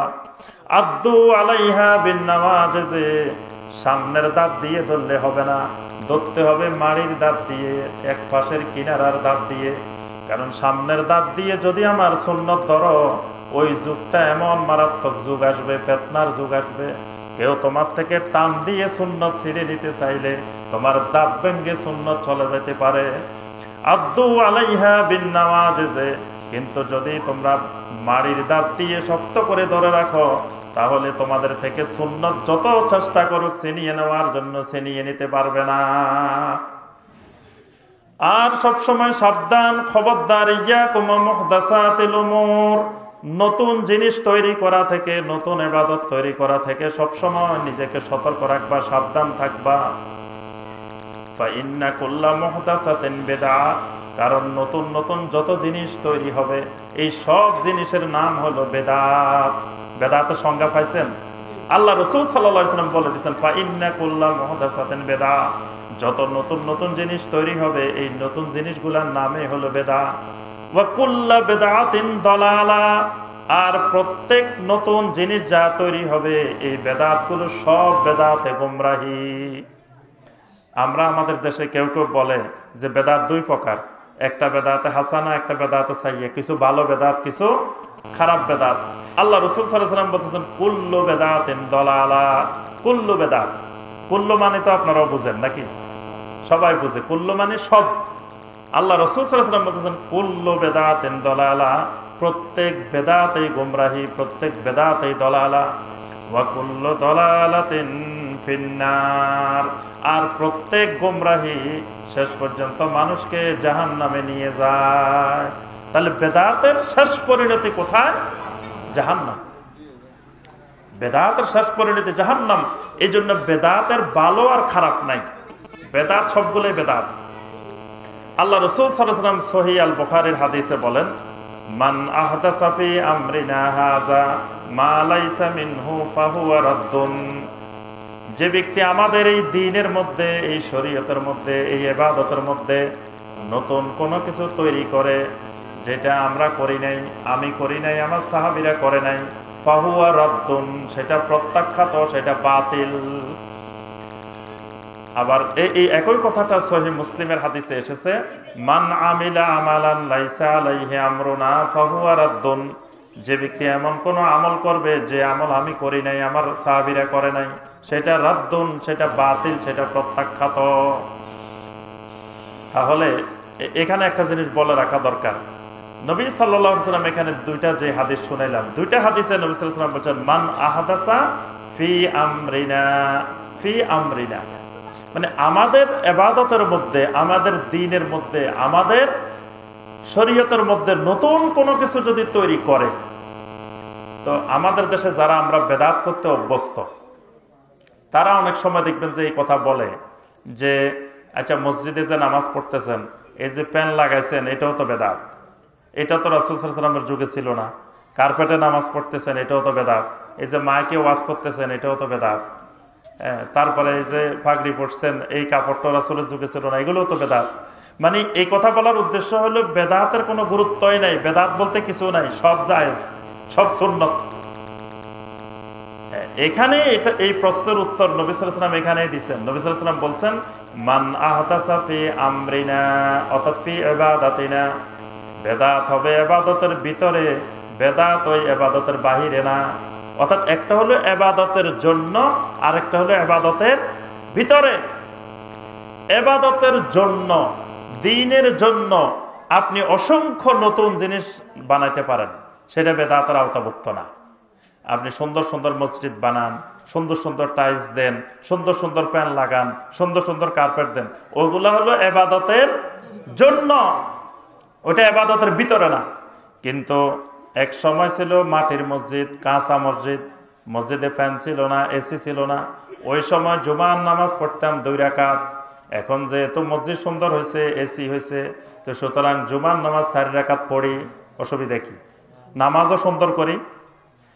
এতদিন মসজিদও কাঁচা ছিল, মসজিদের কার্পেট ছিল না, মসজিদ পাকা ছিল না, ফ্যান ছিল না, এসি ছিল না, এতদিন আমরা জুমার নামাজ 2 রাকাত পড়ছি। তো জুমার নামাজ তো আসলে যুক্তিতে বলে যে 8 রাকাত হওয়ার কথা। প্রতিদিন জোহরের নামাজ পড়ি কয় রাকাত? 4 রাকাত। তাহলে শুক্রবারে ছুটির দিন, শুক্রবারে আমরা সবাই অবসর থাকি, তো ওই দিন তো নামাজ আরো বেশি হওয়ার কথা। অন্য দিন 4 রাকাত হলে সেদিন শুক্রবারে 8 রাকাত হওয়ার কথা, কিন্তু সেই দিন পড়ি কয় রাকাত? 2 রাকাত। এখন মসজিদ সুন্দর হয়েছে, এই জন্য কি ওখানে 2 রাকাত বাড়ায় 4 রাকাত করা যাবে? যাবে না। এখানেই বেদাতের প্রশ্ন যে মান আহাদাসা ফি আমরিনা, মসজিদ সুন্দর করতে পারবেন, মসজিদ উন্নত করতে পারবেন, তারপরে আপনি এই যে ওয়াজের জন্য আমরা মাইক ব্যবহার করতেছি, তারপরে আরো যা যা করতেছি, এগুলা হলো দ্বীনের জন্য। দ্বীনের জন্য আপনি সুন্দর সুন্দর সব জিনিস ব্যবহার করা যাবে, কিন্তু দ্বীনের ভিতরে কোনো কিছু বাড়ানো কমানো যাবে না। এই জন্য আপনি ওই নামাজের ভিতরে 1 রাকাত বাড়াইতেও পারবেন না, কমাইতেও পারবেন না। আচ্ছা, আবার ধরেন আমরা ফরজ নামাজগুলো জামাতে পড়ি, আমরা ফজরের 2 রাকাত ফরজ জামাতে পড়ি, সুন্নত 2 রাকাত কি জামাতে পড়ি? এখন যদি ইমাম সাহেব বলেন যে আসেন আমাদের মসজিদ এখন সুন্দর, মসজিদ এখন এসি, মসজিদ এখন অনেক উন্নত মানের, বাড়িতে ওই 2 রাকাত সুন্নত পড়ার কি দরকার, একা একই পড়া কি দরকার, সবাই মিলে ওই 2 রাকাতও জামাতে পড়ি, সুন্নত 2 রাকাতও জামাতে পড়ি, ফরজ 2 রাকাতও জামাতে পড়ি, অসুবিধা কি? জামাতে নামাজ পড়লে বেশি সওয়াব না? তাহলে সুন্নত 2 রাকাতও যদি জামাতে পড়ি তো সওয়াব বেশি হবে। কেন হবে না? আল্লাহ রাসূল সাল্লাল্লাহু আলাইহি ওয়াসাল্লাম ওই সুন্নত নামাজগুলোকে জামাতে পড়েন নাই, সুন্নত গুলাকে একাকি পড়ছেন। এই জন্য সুন্নত একাকি পড়াটাই সুন্নত। যখনই সেগুলাকে জামাতে নিয়ে যাব তখন সেটা সুন্নত না থেকে হয়ে যাবে কি? বেদাত। এটাই হলো বেদাত। আর বেদাত কিন্তু খারাপ জিনিস না, বেদাত হলো সবসময় ভালো জিনিস। এটা মানুষ না বোঝার কারণ হলো যে বেদাত খারাপ জিনিসকে বেদাত বলে না, বেদাত বলা হয় ভালো জিনিসকে। ভালো জিনিসটা নবী সাল্লাল্লাহু আলাইহি ওয়াসাল্লাম এই পদ্ধতিতে করেন নাই, বা নবী সাল্লাল্লাহু আলাইহি ওয়াসাল্লাম যতটুকু করছেন তার থেকে একটু বেশি, এখানে এই বাড়তিটা বেশিটাই বেদাত। কিন্তু মানুষ মনে করে যে এই বাড়তিটা তো আমি খারাপ কিছু করি নাই, ভালো কাজে করছি, তাহলে এটা বেদাত হবে কেন? এটা তো আমি খারাপ কিছু করি নাই, ভালো কাজে তো করছি। এই জন্য মানুষ বেদাত বোঝে না। এই জন্য সুফিয়ান সাউরি রাহমাহুল্লাহ তিনি বলছেন, ইন্নাল বেদাতা আহাব্বু ইলা ইবলিস মিনাল মাসিয়া। সুফিয়ান সাউরি রাহমাহুল্লাহ বলেন, ইবলিসের কাছে মানুষ একটা কবিরা গুনার থেকে একটা বেদাত করা বেশি প্রিয়। ইবলিস মানুষকে একটা কবিরা গুনাহ করাইলে এত বেশি খুশি হয় না, যত বেশি খুশি হয় একটা বেদাত করাইলে। কারণ কি? কারণ গুনার কাজ করলে এক সময় না এক সময় সে তওবা করে, কিন্তু বেদাত করলে সেই জীবনেও কোনোদিন তওবা করে না। যখনই একটা কবিরা গুনাহ করে, হারাম কাজ করে, তখন সে এক সময় না এক সময় সে তওবা করবে।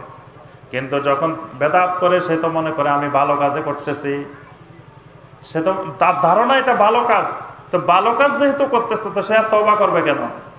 এই জন্য ইবলিস এটা বেশি পছন্দ করে যে একজন মানুষকে দিয়ে একটা কবিরা গুনাহ করাতে পারলে শয়তান এত খুশি হয় না, যত বেশি খুশি হয় একটা বেদাত করাতে পারলে। এই জন্য এটার পিছনে শয়তানের ইন্ধন থাকে বলেই মানুষের কাছে এটা খুব সুন্দর, এটা সুশোভিত। বেদাত গুলা কিন্তু খুব সুন্দর, খুব সুশোভিত। এগুলো দেখতে অনেক মজা, শুনতে অনেক মজা, পড়তে অনেক মজা, কারণ এগুলাকে শয়তান পিছন থেকে সুশোভিত করে দেয়। এটা দেখতে খুব চাকচিক্যময় বেদাত গুলো। এই জন্য সমাজ থেকে বেদাত দূর হয় না, কারণ এগুলো মানুষের কাছে আকর্ষণীয় করে দেওয়া হয়। আল্লাহ রাসূল সাল্লাল্লাহু আলাইহি সাল্লাম আরেকটি হাদিসে বলেন, আমালুন কলিলুন ফি সুন্নাতিন খায়রুম মিন আমালিন কাসীরিন ফি বিদআ। নবী সাল্লাল্লাহু আলাইহি সাল্লাম বলেন, সুন্নতের উপরে অল্প আমল এটা অনেক বেশি কল্যাণকর বেদাতের উপরে অনেক বেশি আমলের থেকে। মানে অনেক আমল করলেন কিন্তু আমলগুলো সব বেদাতি পদ্ধতিতে আমল। তার থেকে আল্লাহ রাসূল সাল্লাল্লাহু আলাইহি ওয়াসাল্লাম বলেন, সুন্নত পদ্ধতিতে তুমি অল্প আমল করো, সেই আমলটা আল্লাহর কাছে ওই অনেক বেদাতি আমলের থেকে অনেক বেশি প্রিয়। সুবহানাল্লাহ। হুযায়ফা রাদিয়াল্লাহু তাআলা আনহু তিনি একদিন সাহাবায়ে কেরামকে ডেকে দেখাইলেন যে দুইটা পাথরকে তিনি একত্রিত করলেন। একত্রিত করার পরে ওই দুই পাথরের মাঝখান দিয়ে একটু আলো আসতেছে এইদিকে। তখন হুযায়ফা রাদিয়াল্লাহু তাআলা আনহু সাহাবীদেরকে বললেন, সাহাবী তাবী যারা ছিলেন সবাইকে লক্ষ্য করে বললেন, ওয়াল্লাহি লাতাজহারুনাল বিদা, আল্লাহর কসম করে বলছি তোমাদেরকে অচিরে পৃথিবীতে এত বেশি বেদাত আবিষ্কার হবে, অসংখ্য বেদাত প্রকাশ পাবে। আর প্রকাশ পেতে পেতে অবস্থা এক সময় এমন হবে সুন্নত গুলাকে এই পাথর যেভাবে ঢেকে ফেলেছে আলোকে, সুন্নতকে এইভাবে বেদাত ঢেকে ফেলবে। আর এই দুই পাথরের মাঝখান দিয়ে যে আলোটুকু দেখতেছ, পৃথিবীতে সুন্নত এরকম সামান্য আলোর মতো থাকবে। আর যখন কোনো ব্যক্তি একটা বেদাত ছেড়ে দিবে, লোকেরা তখন বলা বলি করবে, তোরে কাজ সুন্নাহ, এই লোক তো একটা সুন্নত ছেড়ে দিছে। হুযায়ফা রাদিয়াল্লাহু তাআলা আনহু বলেন যে মানুষ যখন একটা বেদাত ছেড়ে দিবে, মানে বেদাতগুলো সমাজে এত শক্ত হয়ে যাবে যে বেদাতগুলো সুন্নত রূপ নিবে। বেদাতকে মানুষ মনে করবে এগুলো সুন্নত। তো একটা বেদাত যখন একজনে ছেড়ে দিবে, তখন লোকেরা, সমাজের লোকেরা বলা বলি করবে যে তরিকাতে সুন্নাহ, যে এই লোক তো একটা সুন্নত ছেড়ে দিছে। মানে বেদাতগুলো সুন্নতের আসন দখল করবে, সুন্নতের জায়গা দখল করবে। হযরতে গুদাইফ রাদিয়াল্লাহু তাআলা আনহু একজন বিশিষ্ট সাহাবী, তাকে আব্দুল মালিক ইবনে মারওয়ানের যুগে গুদাইফ রাদিয়াল্লাহু তাআলা আনহুকে ডাকলেন। তিনি ওই যুগের একজন বড় বিশিষ্ট আলেম ছিলেন। তাকে ডেকে খলিফা আব্দুল মালিক ইবনে মারওয়ান বললেন, শুনেন, আমি দুইটা আমল চালু করতে চাচ্ছি। এই ব্যাপারে আপনি যেহেতু বড় আলেম, আপনার থেকে একটু পরামর্শ নেওয়ার জন্য আমি আপনাকে ডেকেছি। সে পরামর্শটা হলো যে একটা কাজ আমি করতে চাই, রাফউল আইদি ফিল মানাবের। প্রতি শুক্রবারে ইমাম সাহেব যখন মিম্বরে দাঁড়াবেন, মিম্বরে দাঁড়িয়ে যখন খুতবা দিবেন, ওই খুতবার সময় ইমাম সাহেব যে দোয়াগুলো করেন, ওই দোয়ার মধ্যে সবাই হাত তুলে আল্লাহর কাছে দোয়া করবে। এই নিয়মটা আমি চালু করতে চাই। শুক্রবারে জুমার নামাজের খুতবার মধ্যে কিন্তু দোয়া, দ্বিতীয় খুতবা তো পুরাটাই দোয়া। তো এই দোয়ার মধ্যে, এবং নবী সাল্লাল্লাহু আলাইহি ওয়াসাল্লাম জীবনে একবার বৃষ্টির দোয়া করতে গিয়ে হাতও তুলছেন, এটারও দলিল আছে, হাদিস আছে। এখন তিনি চিন্তা করলেন যে যেটাকে আমরা এখন ফরজ নামাজের পরে নিয়ে আসছি, যে দোয়াকে, কিন্তু এই দোয়াটা নবী সাল্লাল্লাহু আলাইহি ওয়াসাল্লাম খুতবার মধ্যেই করতেন। এখন খলিফা আব্দুল মালিক ইবনে মারওয়ান বলতেছেন ওই দোয়ার সময় সবাই একটু হাত তুলে দোয়া করবে, পরে আর দোয়া হবে না, দোয়া কিন্তু তখন একবারেই হইতো, খুতবার মধ্যেই হইতো। তো এই নিয়মটা আমি চালু করতে চাচ্ছি। আরেকটা হলো আল কাসাস বাদ আল আসরে ওয়াল ফজর, ফজরের পরে এবং আসরের পরে কোরআন এবং সুন্নাহ থেকে কাসাস বর্ণনা করা হবে। কোরআন সুন্নাহর মধ্যে অনেকগুলো গল্প আছে সুন্দর সুন্দর, ইউসুফ আলাইহিস সালামের, আসহাবুল কাহফের, অনেক এরকম আছে। এই গল্পগুলো আসরের পরে ফজরের পরে শোনাবে। এই ব্যাপারে আপনার মতামত কি? তখন গুদাইব রাদিয়াল্লাহু তাআলা আনহু বললেন যে আপনি যে নিয়মগুলো চালু করতে চাচ্ছেন এই নিয়মগুলো কিন্তু অনেক ভালো, কিন্তু আল্লাহ রাসূল সাল্লাল্লাহু আলাইহি ওয়াসাল্লাম বলছেন মা আহদাসা কওমুন বিদআতান ইল্লা রুফিয়া মিসলুহা মিনাস সুন্নাহ। কোন কওমের লোকেরা যখন কোনো বেদাত আবিষ্কার করে, কোন কওমের লোকেরা যখন কোনো একটি বেদাত তৈরি করে, আল্লাহ সুবহানাহু ওয়া তাআলা ওই কওমের মধ্য থেকে ওই পরিমাণ সুন্নত আল্লাহ উঠিয়ে নেন। আল্লাহ যে পরিমাণ বেদাত সমাজে চালু হবে ওই পরিমাণ সুন্নত আল্লাহ পাক তুলে নেন। বা তামাসসুকু বিসুন্নাতিন খায়রুম মিন ইহদাসি বিদআ। সুতরাং বেদাত তৈরি করার থেকে সুন্নতকে শক্ত করে আঁকড়িয়ে ধরে রাখা এটাই তোমাদের জন্য উত্তম। গুদাইব রাদিয়াল্লাহু তাআলা আনহু বললেন নবী সাল্লাল্লাহু আলাইহি ওয়াসাল্লাম জীবনে একবার এরকম খুতবার মধ্যে দোয়া করেছেন, কিন্তু প্রতি জুমায় প্রতি শুক্রবারে নবী সাল্লাল্লাহু আলাইহি ওয়াসাল্লাম এরকম খুতবার মধ্যে দোয়া করেন নাই হাত তুলে। সুতরাং আপনি এটাকে নিয়ম বানিয়ে যদি চালু করে দেন এটা আপনার জন্য বেদাত হয়ে যাবে। আসরের পরে ফজরের পরে মাঝে মাঝে আপনি কোরআনের কাসাস বর্ণনা করতে পারেন, কিন্তু এটাকে যদি নিয়ম বানিয়ে ফেলেন প্রত্যেক ফজরের পরে প্রত্যেক আসরের পরে কোরআনের কাসাস বর্ণনা হবে, তখন এটা অবশ্যই বেদাত হয়ে যাবে। আমি আল্লাহ রাসূলের একজন সাহাবী জীবিত থাকতে আপনাকে এই বেদাত করার অনুমতি দিতে পারি না, এই বেদাত আপনি করতে পারেন না। তাহলে দেখেন সাহাবায়ে কেরাম রাদিয়াল্লাহু তাআলা আলাইহিম আজমাইন সুন্নতের প্রতি কেমন তাদের নজরদারি ছিল, যে সামান্য একটু পরিমাণ সুন্নত থেকে বেড়ে যাবে বা সুন্নত থেকে কমে যাবে এইটা সাহাবায়ে কেরাম সহ্য করতেন না। সুনান আদ-দারিমির 210 নম্বর হাদিস আমর ইবনে সালমা রাদিয়াল্লাহু তাআলা আনহু থেকে বর্ণিত। তিনি বলেন যে আব্দুল্লাহ ইবনে মাসউদ রাদিয়াল্লাহু তাআলা আনহু যখন কুফার গভর্নর, আব্দুল্লাহ ইবনে মাসউদ রাদিয়াল্লাহু তাআলা আনহু ফজরের নামাজে ইমামতি করতেন। আবু মুসা আশআরী রাদিয়াল্লাহু তাআলা আনহু তিনি ওই মসজিদের মুসল্লি ছিলেন, তিনিও অনেক বড় সাহাবী, আব্দুল্লাহ ইবনে মাসউদের মতোই সাহাবী। তা একদিন সকাল বেলায় আবু মুসা আশআরী রাদিয়াল্লাহু তাআলা আনহু মসজিদে আসলেন। মসজিদে এসে দেখলেন যে কিছু মানুষ গোল হয়ে বসে আছে, বিভিন্ন জায়গায় আলাদা আলাদা হালাকা করে গোল গোল হয়ে বসে আছে। বসে বসে প্রত্যেক গ্রুপে একজন নেতৃত্ব দিতেছে, নেতৃত্ব দিয়ে বলতেছে আপনারা সবাই সুবহানাল্লাহ বলেন, 100 বার সুবহানাল্লাহ বলেন। তো সবাই গনে গনে 100 বার সুবহানাল্লাহ বলতেছে, সবাই 100 বার আলহামদুলিল্লাহ বলেন, 100 বার আল্লাহু আকবার বলেন। এইভাবে গনে গনে তাসবিহ আদায় করতেছে। কাজটা কিন্তু খারাপ না, তারা যে কাজটা করতেছে কাজটা কিন্তু খুব ভালো। তারা আল্লাহর জিকির করতেছে, সুবহানাল্লাহ বলতেছে, আলহামদুলিল্লাহ বলতেছে, আল্লাহু আকবার বলতেছে, লা ইলাহা ইল্লাল্লাহ বলতেছে।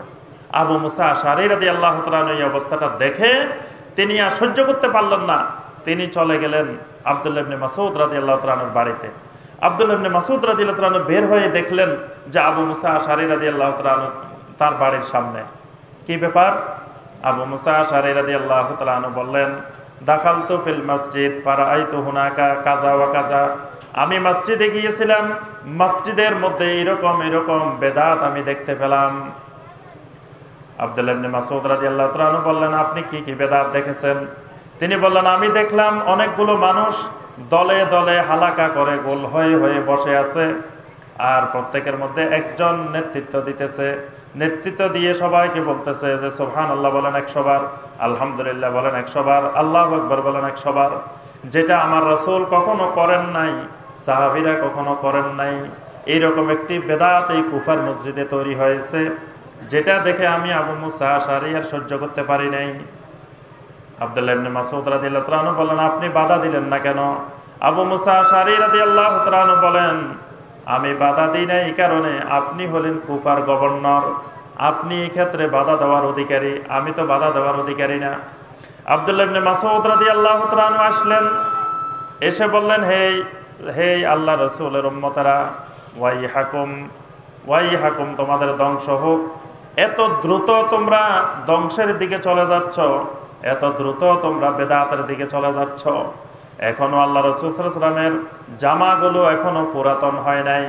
নবী সাল্লাল্লাহু আলাইহি ওয়াসাল্লাম যেই প্লেটে যেখানে খাবার দাবার করতেন সেই প্লেটগুলো এখনো ভাঙ্গে নাই।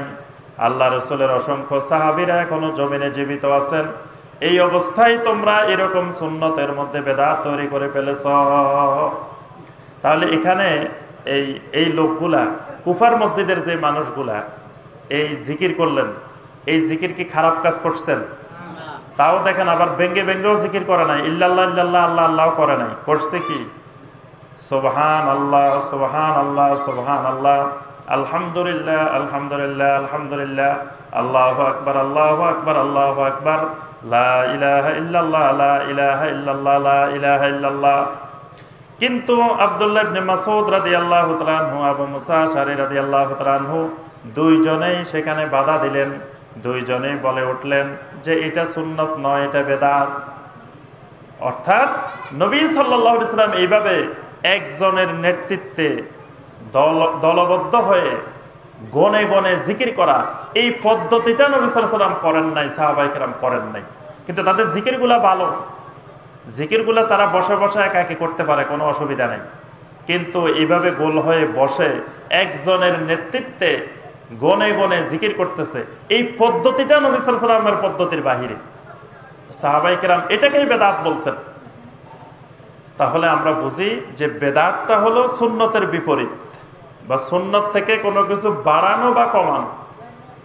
আজকে যদি আমরা সমাজের দিকে লক্ষ্য করি, চতুর্দিকে লক্ষ্য করি, অসংখ্য বেদাত, হাজার হাজার বেদাত, যেই বেদাতগুলো আমাদের সমস্ত ইবাদতকে ঢেকে ফেলছে। সমস্ত ইবাদতগুলো আজকে বেদাতের দ্বারা ঢেকে পড়ছে, মানে সুন্নতগুলো বেদাতের নিচে চাপা পড়ে গেছে। এখন যদি কেউ সুন্নতের আমল করতে চায় তো লোকেরা বলে যে সে বেদাতি হয়ে গেছে, মানে সুন্নত যে আমল করতে চায় তাকে লোকেরা বলে যে বেদাতি, আর যে বেদাত করে সে এখন সুন্নি। সমাজে এরকম হয়ে গেছে, মানে যে যত বেশি বেদাত করতে পারে সে তত বেশি সুন্নি, সুন্নতের অনুসারী, আর যে যত বেশি সুন্নত ধরে রাখে সে তত বেশি বেদাত। এমন কোন ইবাদত নাই যেই ইবাদতের মধ্যে আমরা বেদাত যুক্ত করি নাই।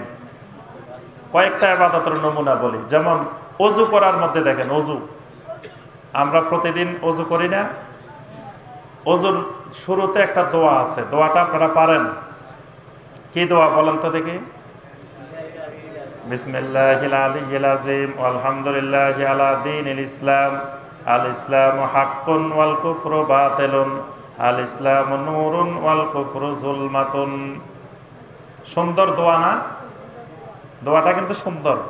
দোয়াটার মধ্যে খারাপ কোনো কথাবার্তাও নাই, কথাও সবগুলা চমৎকার, কথা সবগুলা সুন্দর, কথাগুলা খুবই সুন্দর। আল ইসলামু নূরুন ওয়াল কুফরু যুলমাতুন, ইসলাম নূর, কুফর অন্ধকার, ইসলাম হক, কুফর বাতিল। কথাগুলা কিন্তু খুবই সুন্দর সুন্দর কথা। কিন্তু কথাগুলা বললে সওয়াব হবে না গুনাহ হবে? এই মাসালায় আর উত্তর আসবে না এবার, কারণ আমরা সবাই তো পড়ি সওয়াবের নিয়তেই, সওয়াবের নিয়তে পড়ি। গুনাহ হবে কেন? এইটা গুনাহ হবে কেন এইটা বোঝানোই এই সমাজে সবচেয়ে জটিল কাজ। একজন আলেমের পক্ষে এটা বুঝাই দেওয়া যে এটা পড়লে সওয়াব হবে না, এটা গুনাহ হবে, এইটা বুঝাই দেওয়া সমাজের মানুষকে, এটার মতো জটিল আর কাজ নাই।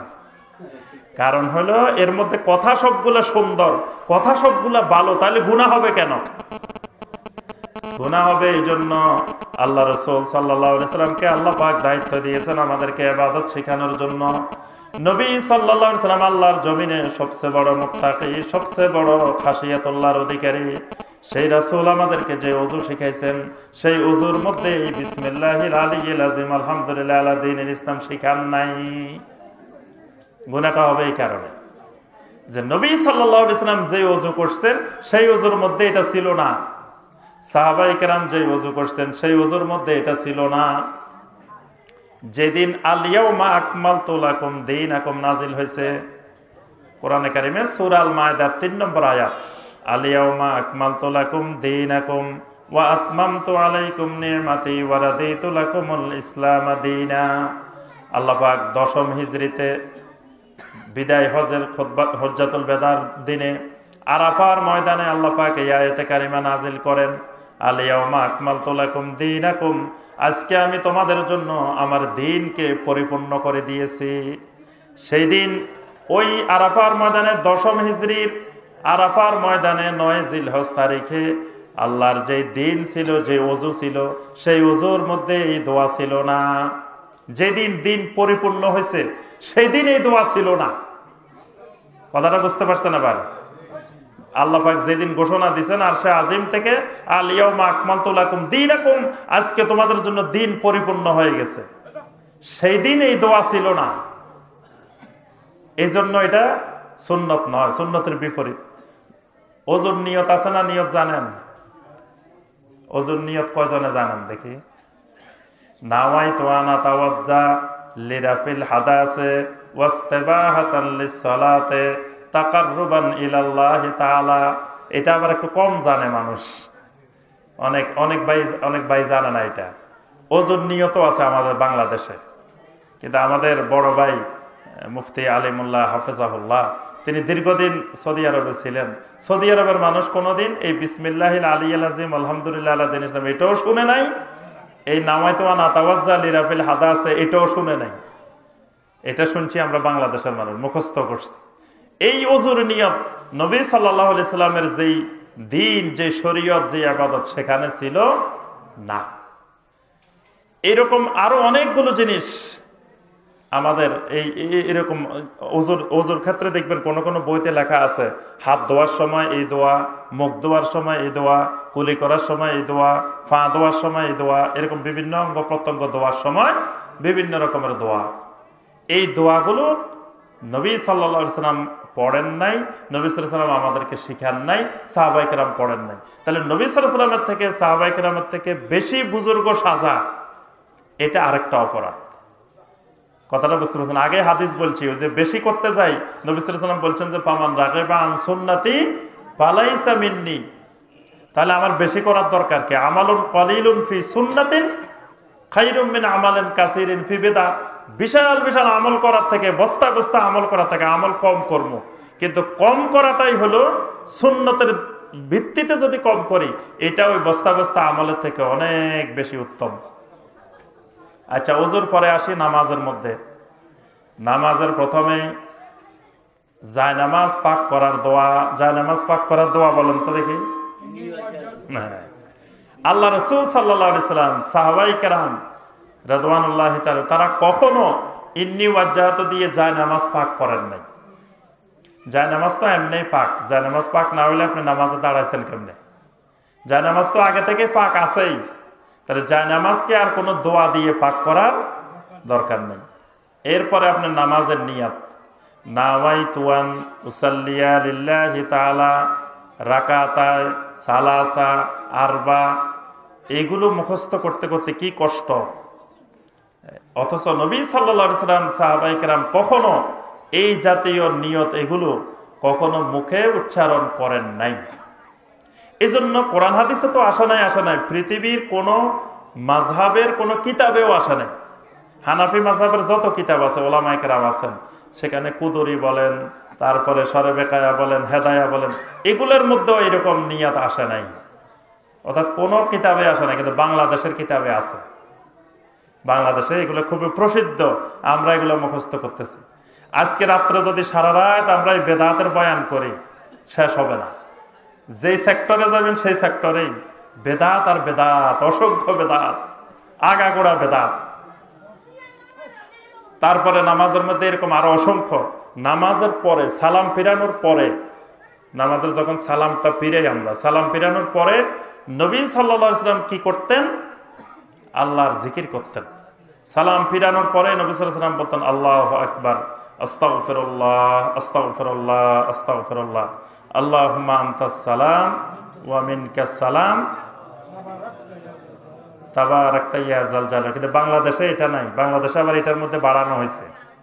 বাংলাদেশে আছে আল্লাহুম্মা আনতাস সালাম ওয়া মিনকাস সালাম, তারপরে তাবারাকতা, মাঝখান দিয়ে ওয়া আদখিলনাল জান্নাতা দারাকা দারুস সালাম তাবারাকতা ইয়া যাল জালালি ওয়াল ইকরাম। বাংলাদেশেরটা আর একটু বেশি, হ্যাঁ আর একটু বেশি। কারণ হলো প্রথমেই বলছি যে বাংলাদেশে তো সব উলামায়ে কেরাম আন্তর্জাতিক, এখানে আন্তর্জাতিক মুফাসসিরে কোরআন। বাংলাদেশে কিন্তু দেশি আলেম নাই, সবাই আমরা কিন্তু আন্তর্জাতিক।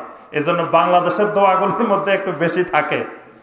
তাহলে এখানে নবী সাল্লাল্লাহু আলাইহি ওয়াসাল্লাম বলতেন আল্লাহুম্মা আনতাস সালাম ওয়া মিনকাস সালাম তাবারাকতা ইয়া যাল জালালি ওয়াল ইকরাম লা ইলাহা ইল্লাল্লাহু ওয়াহদাহু লা শারীকা লা লাহুল মুলকু ওয়া লাহুল হামদু ওয়া হুয়া আলা কুল্লি শাইইন কাদির। এভাবে অনেকগুলো দোয়া আছে। তারপরে 33 বার সুবহানাল্লাহ, 33 বার আলহামদুলিল্লাহ, 33 বার আল্লাহু আকবার। তারপরে আপনার সূরা আল ইখলাস, সূরা আল ফালাক, সূরা নাস, এগুলো যোহর, আসর, এশার পরে একবার করে, ফজর এবং মাগরিবের পরে 3 বার করে। তারপরে আপনার আয়াতুল কুরসি, এগুলো নবী সাল্লাল্লাহু আলাইহি ওয়াসাল্লাম এবং সাহাবায়ে কেরামের জিকির ছিল। কিন্তু দেখেন আমাদের দেশে শতকরা 99 না তার থেকে আরো বেশি মানুষ সালাম ফিরানোর পরে আল্লাহর জিকির করে না, জিকির না করে অপেক্ষায় বসে থাকে কতক্ষণে ইমাম সাহেব মোনাজাত করবেন। যেটা নবী সাল্লাল্লাহু আলাইহি ওয়াসাল্লাম করেন নাই সেটা করার জন্য পাগল। নবী সাল্লাল্লাহু আলাইহি ওয়াসাল্লাম নামাজ ফরজ হওয়ার পরে, মেরাজের রাত্রে নামাজ ফরজ হয়েছে, নামাজের পরেও নবী সাল্লাল্লাহু আলাইহি ওয়াসাল্লাম আরো 12-13 বছর নামাজের ইমামতি করছেন না? এত নামাজে ইমামতি করলেন, জীবনে একবারও সালাম ফিরানোর পরে সবাইকে নিয়ে এরকম দোয়া করেন নাই, সম্মিলিতভাবে দোয়াটা করেন নাই। এবং এটা সহিহ হাদিস তো দূরের কথা, একটা জাল হাদিসও আসে নাই যে নবী সাল্লাল্লাহু আলাইহি ওয়াসাল্লাম এইভাবে করছেন। অথচ সেটা আমাদের সমাজে শক্ত হয়ে বসে গেছে। কোন ইমাম সাহেব যদি ওই মুনাজাত না করে তা চাকরি থাকে না। কোন সুন্নতের কারণে ইমাম সাহেবের চাকরি গেছে, এই নজির বাংলাদেশে নাই। বেদাতের কারণে ইমাম সাহেবের চাকরি গেছে, এরকম অসংখ্য নজির আছে। যে বেদাত করে নাই এই জন্য তার চাকরি গেছে, সুন্নত আদায় করে নাই। যে ইমাম সাহেব কেন আল্লাহর জিকির করলো না ফরজ নামাজের পরে, যেটা সুন্নত। এবং সমস্ত হাদিসের কিতাবে একটা অধ্যায় আছে বাবু জিকরে বাদা সলাতুল মাফরুদা, ফরজ সালাতের পরে জিকির করলো না কেন, এই জন্য চাকরি যায় না। বেদাত করলো না কেন? এত শক্ত করে মজবুত হয়ে এই বেদাত সমাজে ঘেরে গেছে, শক্ত হয়ে। তারপরে আপনার মাইয়াত কেন্দ্রিক অসংখ্য বেদাত, মৃত ব্যক্তি কেন্দ্রিক। নবী সাল্লাল্লাহু আলাইহি ওয়াসাল্লামের যুগে কি মানুষ মারা যেত না? গেছে। নবী সাল্লাল্লাহু আলাইহি ওয়াসাল্লামের যুগে কত সাহাবী শাহাদাত বরণ করলেন, নবী সাল্লাল্লাহু আলাইহি ওয়াসাল্লামের আত্মীয় স্বজন কতজন মারা যান নাই? তাহলে তারা মাইয়াতদের জন্য কি করছেন সেটার নজির আমাদের সামনে নাই। তাহলে আমরা সেই পদ্ধতি অনুসরণ না করে নিজেরা অসংখ্য পদ্ধতি মাইয়াত কেন্দ্রিক। মৃত ব্যক্তি যখন মারা যাওয়ার পরে দেখবেন যে আমাদের দেশে তাকে গোসল দিতে গেলে কত রকমের অসংখ্য বেদাতি পদ্ধতি চালু করা আছে, যেগুলো কোরআন হাদিসে নাই। তারপরে আপনার মাইয়াতকে যখন কবরস্থানের দিকে নিয়ে যাওয়ার সময় কি করে? 40 কদম গণনা করে। 40 কদম গণনা কোন জাল হাদিসেও কোথাও আসে নাই। বাংলাদেশে এটা শক্তভাবে প্রতিষ্ঠিত হয়েছে 40 কদম। তারপরে নিয়ে যাওয়ার পরে কবরে রাখার সময় কবরে রাখার পরে 4 কোণায় 4টা খুঁটির একটা নাকি সূরা একটা কুলিয়া ইউল কাফিরুন, একটা কুল হুয়াল্লাহু আহাদ, একটা কুল আউযু বিরাব্বিল ফালাক, একটা কুল আউযু বিরাব্বিন নাস। 4 কুল দিয়ে ওই কবরটা বন্ধ করতেছে যাতে শয়তান আসতে না পারে। বাড়ি বন্ধ করে যেরকম, এরকম 4টা কুল দিয়ে বন্ধ করে।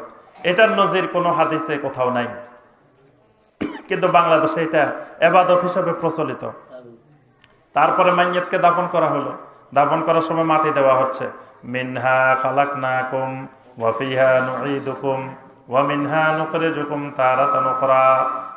আয়াতটা ভালো, আয়াতটা কোরআনে কারিমের আয়াত, কিন্তু নবী সাল্লাল্লাহু আলাইহি ওয়াসাল্লাম সাহাবায়ে কেরাম মাটি দেওয়ার সময় এভাবে 3টা নিয়ে, একটা সময় মিনহা খালাকনাকুম, একটা সময় ফিহা নুঈদুকুম, আরেকটা সময় ওয়া মিনহা নুখরিজুকুম তারাতান উখরা।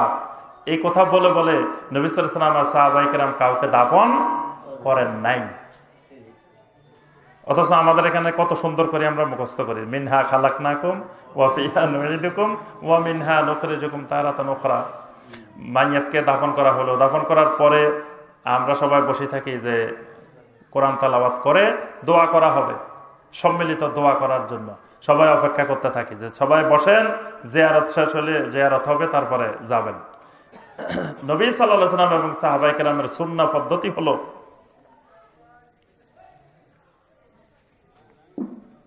কবর দেওয়ার পরে নবী সাল্লাল্লাহু আলাইহি ওয়াসাল্লাম এবং সাহাবায়ে কেরাম বলতেন আল্লাহুম্মা গফির লাহু আল্লাহুম্মা সাব্বিতহু, হে আল্লাহ তুমি তাকে মাফ করে দাও, হে আল্লাহ তুমি তাকে সাবেত রাখো। এখন প্রশ্ন হবে, প্রশ্নের উত্তরে তাকে সাবেত রাখো। এই দোয়া করতে করতে সবাই চলে যেতেন, সবাই জিয়ারতের জন্য পরে দোয়া করার জন্য বসে থাকতেন না। তারপরে আবার মাটি দেওয়ার পরে উপরে দিয়ে খেজুর গাছের ডাল, তারপরে বিভিন্ন রকমের জিনিস, কবরস্থানে চাল ডাল পেঁয়াজ আদা রসুন, এই যে অসংখ্য পদ্ধতি, এই পদ্ধতির পরে মারা গেল 4 দিনের দিন বিশাল খানা জিয়াফতের আয়োজন করতে হবে, 10 দিনের দিন করতে হবে, 40 দিনের দিন করতে হবে। এই পদ্ধতিগুলো সব হিন্দুদের থেকে এসে গেছে। হিন্দুরা আমাদের পাশাপাশি বসবাস করার কারণে তাদের ধর্মীয় কৃষ্টি কালচারটা মুসলমানদের মধ্যে এসে গেছে। এগুলো নবী সাল্লাল্লাহু আলাইহি ওয়াসাল্লাম এবং সাহাবায়ে কেরামের সুন্নত নয়, সুন্নতের ব্যতিক্রম পদ্ধতি, নিজেদের বানানো পদ্ধতি। আপনার এরপরে যেই ক্ষেত্রে যাবেন, দরুদের ক্ষেত্রে আসেন। আল্লাহ পাক আমাদের জন্য দরুদকে একটা গুরুত্বপূর্ণ ইবাদত বানিয়ে দিয়েছেন। আল্লাহ পাক ইরশাদ করেছেন ইয়া আইয়ুহাল্লাযীনা আমানু সাল্লু আলাইহি ওয়া সাল্লিমু তাসলিমা, হে ঈমানদারগণ তোমরা আমার রাসূলের উপরে বেশি বেশি দরুদ, বেশি বেশি সালাম পেশ করো। তো সাহাবায়ে কেরাম কি দরুদ সালাম পেশ করেন নাই? করছেন, মানে কি অসংখ্যবার করছেন। তাদের থেকে নবী সাল্লাল্লাহু আলাইহি ওয়াসাল্লামকে আজ পর্যন্ত কেউ বেশি ভালোবাসে নাই, কিয়ামত পর্যন্ত কেউ ভালোবাসতে পারবেও না। আল্লাহর জমিনে নবী সাল্লাল্লাহু আলাইহি ওয়াসাল্লামকে ভালোবাসার নমুনা হলেন সাহাবায়ে কেরাম।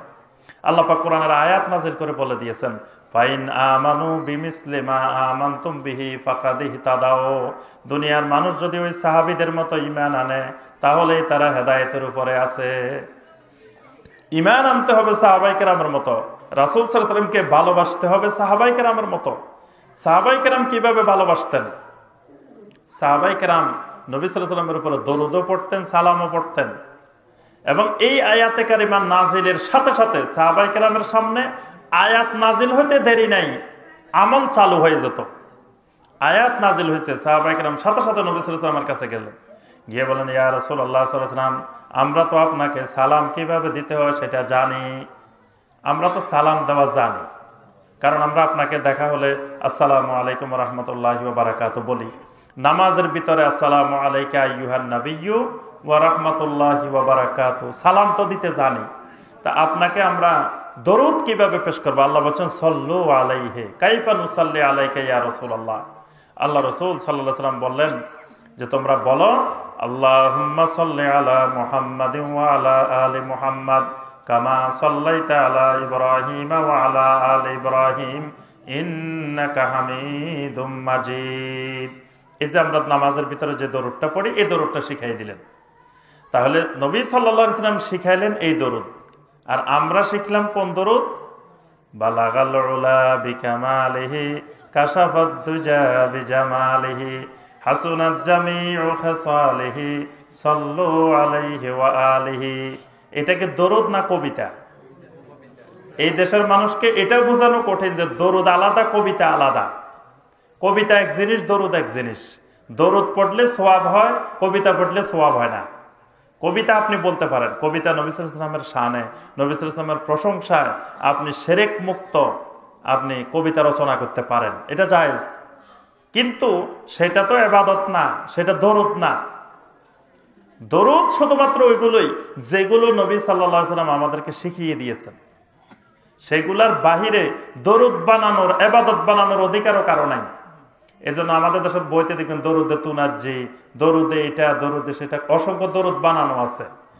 দরুদ বানানোর, ইবাদত বানানোর অধিকার আল্লাহ পাক কাউকে দেন নাই। ইবাদত শুধু নবী সাল্লাল্লাহু আলাইহি ওয়াসাল্লাম যেভাবে দেখিয়েছেন সেটাই কিয়ামত পর্যন্ত ইবাদত। তাহলে দরুদ হবে যেগুলো নবী সাল্লাল্লাহু আলাইহি ওয়াসাল্লাম শিখিয়েছেন। তাহলে বালাগালুলা বিকামালি এটা হলো কবিতা, এটা শেখ সাদি রহমতুল্লাহ আলের একটা কবিতা। তো কবিতা আবার দরুদ হয় কেমনে? কিন্তু আমাদের দেশের মানুষ এটার দরুদ মনে করে, এটা পরে পরে সোয়াব অর্জন করে, অথচ এটার কথাগুলোর সাথে তাওহীদ পরিপন্থী কথা আছে। বালাগাল উলা বিকামালিহি, যে নবী সাল্লাল্লাহু আলাইহি ওয়াসাল্লাম তার কামালিয়াতের মাধ্যমে শীর্ষে পৌঁছে গেছেন। নবী সাল্লাল্লাহু আলাইহি ওয়াসাল্লাম পৌঁছার কোনো ক্ষমতা নাই, নবী সাল্লাল্লাহু আলাইহি ওয়াসাল্লামকে আল্লাহ পৌঁছাইছেন। অর্থাৎ নবী সাল্লাল্লাহু আলাইহি ওয়াসাল্লামের মর্যাদা কে বাড়াইছেন? আল্লাহ বাড়াইছেন। নবী সাল্লাল্লাহু আলাইহি ওয়াসাল্লামকে রিসালাত কে দান করছেন? আল্লাহ দান করছেন। আল্লাহ বলছেন যে ওয়ামা কুনতা তাদরি মাল কিতাবু ওয়ালাল ঈমান, আপনি জানতেন না কিতাব কি জিনিস, ঈমান কি জিনিস, কিছুই সব আমি করছি আপনাকে, আপনাকে রাসূল বানাইছেন। যেদিন নবী সাল্লাল্লাহু আলাইহি ওয়াসাল্লাম রাসূল হবেন তার আগের দিনও নবী সাল্লাল্লাহু আলাইহি ওয়াসাল্লাম জানতেন না যে তিনি কালকে থেকে রাসূল হবেন। তাহলে নবী সাল্লাল্লাহু আলাইহি ওয়াসাল্লামকে নবী বানাইছেন, রাসূল বানাইছেন, মর্যাদা দিয়েছেন, সবকিছু কে? আল্লাহ। তো রাসূল কেমনে কামালিয়াত দিয়ে পৌঁছা যায়? অর্থাৎ এই কবিতার মধ্যে আকীদাগত সমস্যাও আছে, অথচ সেই কবিতাকে আমাদের দেশের মানুষ দরুদ মনে করে। আচ্ছা, তারপরে আবার দেখি দরুদ পড়ার সময় আমাদের দেশে লাফ মেরে দাঁড়াইও যায়। আমরা মাঝে মাঝে দাঁড়াইও যাই না? দরুদ পড়তেছি, দরুদ পড়তে পড়তে দাঁড়ায় যায়। ঘটনা কি? ঘটনা হলো যে নবী সাল্লাল্লাহু আলাইহি ওয়াসাল্লামকে সালাম দিতেছে, বসে কেমনে সালাম দিবে? এটা বড় বেয়াদবি না? আচ্ছা, তো নামাজের মধ্যে তাশাহুদের মধ্যে সালাম দিই না আমরা? আত্তাহিয়াতু লিল্লাহি ওয়াস সালাওয়াতু ওয়াত তাইয়্যিবাত, আসসালামু আলাইকা আইয়ুহান নাবিয়্যু ওয়া রাহমাতুল্লাহি ওয়া বারাকাতুহু। এখানে ডাইরেক্ট নবী সাল্লাল্লাহু আলাইহি ওয়াসাল্লামকে সালাম দিচ্ছি, আসসালামু আলাইকা আইয়ুহান নাবিয়্যু। এটা কি বসে দিচ্ছি না দাঁড়ায় দিচ্ছি? কেউ যদি বলে নবী সাল্লাল্লাহু আলাইহি ওয়াসাল্লামকে বসে সালাম দেওয়া বেয়াদবি, দাঁড়ায় দিতে হবে, তো তার পক্ষে তো তাশাহুদও বসে পড়া যাবে না। নামাজে আপনি যখন বসলেন 2 রাকাত পরে প্রথম বলবেন আত্তাহিয়াতু লিল্লাহি ওয়াস সালাওয়াতু ওয়াত তাইয়্যিবাত, তারপর দাঁড়ায় যেতে হবে, লাফ মেরে দাঁড়ায় নবীকে সালাম দিতে হবে, আবার বসে যাবেন। এইভাবে তো আপনি নামাজে চলে যাবে। তাহলে নবী সাল্লাল্লাহু আলাইহি ওয়াসাল্লামকে সালাম দেওয়ার ক্ষেত্রে বসে, দাঁড়ায়, শুয়ে সর্ব অবস্থায় দেওয়া যাবে।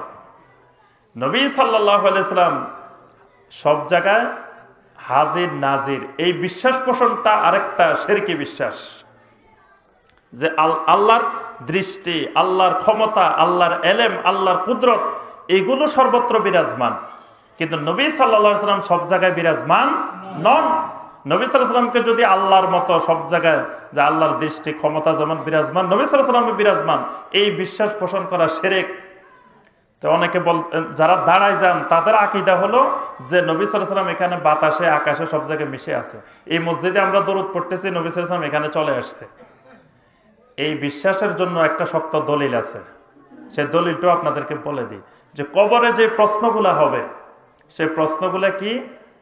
মার রাব্বুকা ওয়ামা দীনুকা ওয়ামান নাবিয়্যুকা, 3টা প্রশ্ন। তবে ওয়ামান নাবিয়্যুকার কোন কোন রাওয়ায়াতে আরেকটা বাক্য আসছে, সেই বাক্যটা হলো ওয়ামা হাযার রাজুল, মা হাযার রাজুল, মানে বলা হবে এই লোকটা কে, এইরকম একটা প্রশ্ন হবে না?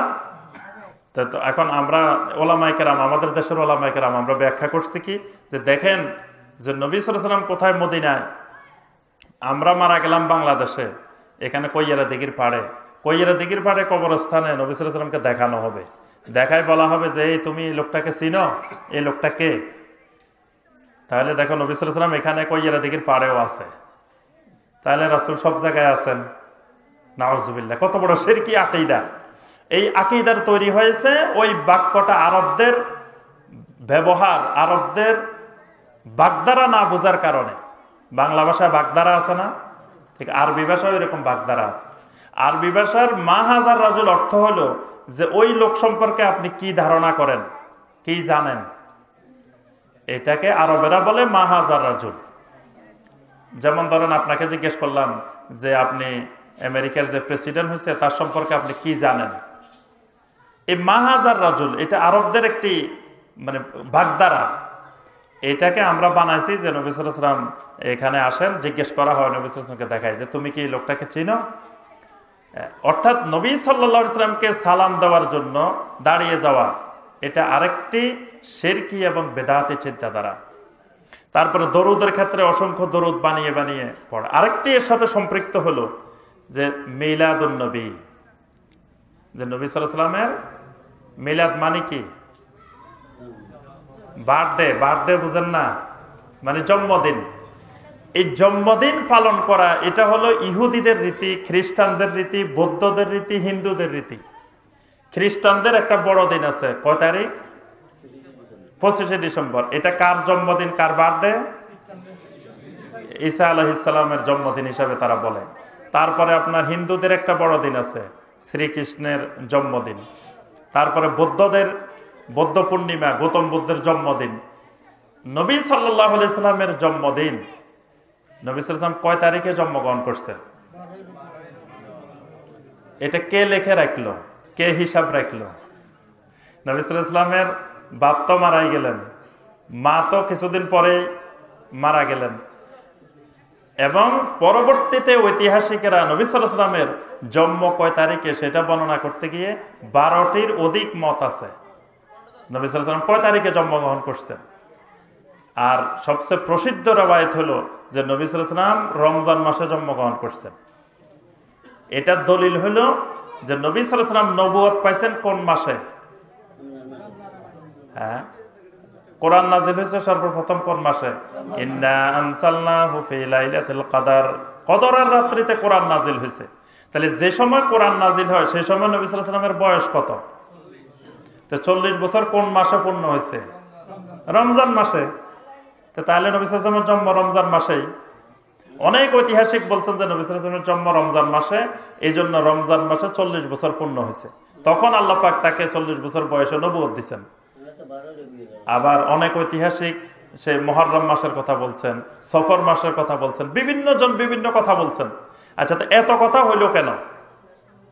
এত কথা হওয়ার কারণ হলো যে নবী সাল্লাল্লাহু আলাইহি সাল্লামের সাহাবীরা, তাবেঈনেরা, তাবেঈনেরা তারা কখনো নবী সাল্লাল্লাহু আলাইহি সাল্লামের জন্মদিন পালন করতে হবে, জন্মদিনে কেক কাটতে হবে, বা আরব দেশে যেটা পাওয়া যায় সেটা করতে হবে, এই চিন্তাধারা তাদের মাথায় কখনো আসে নাই।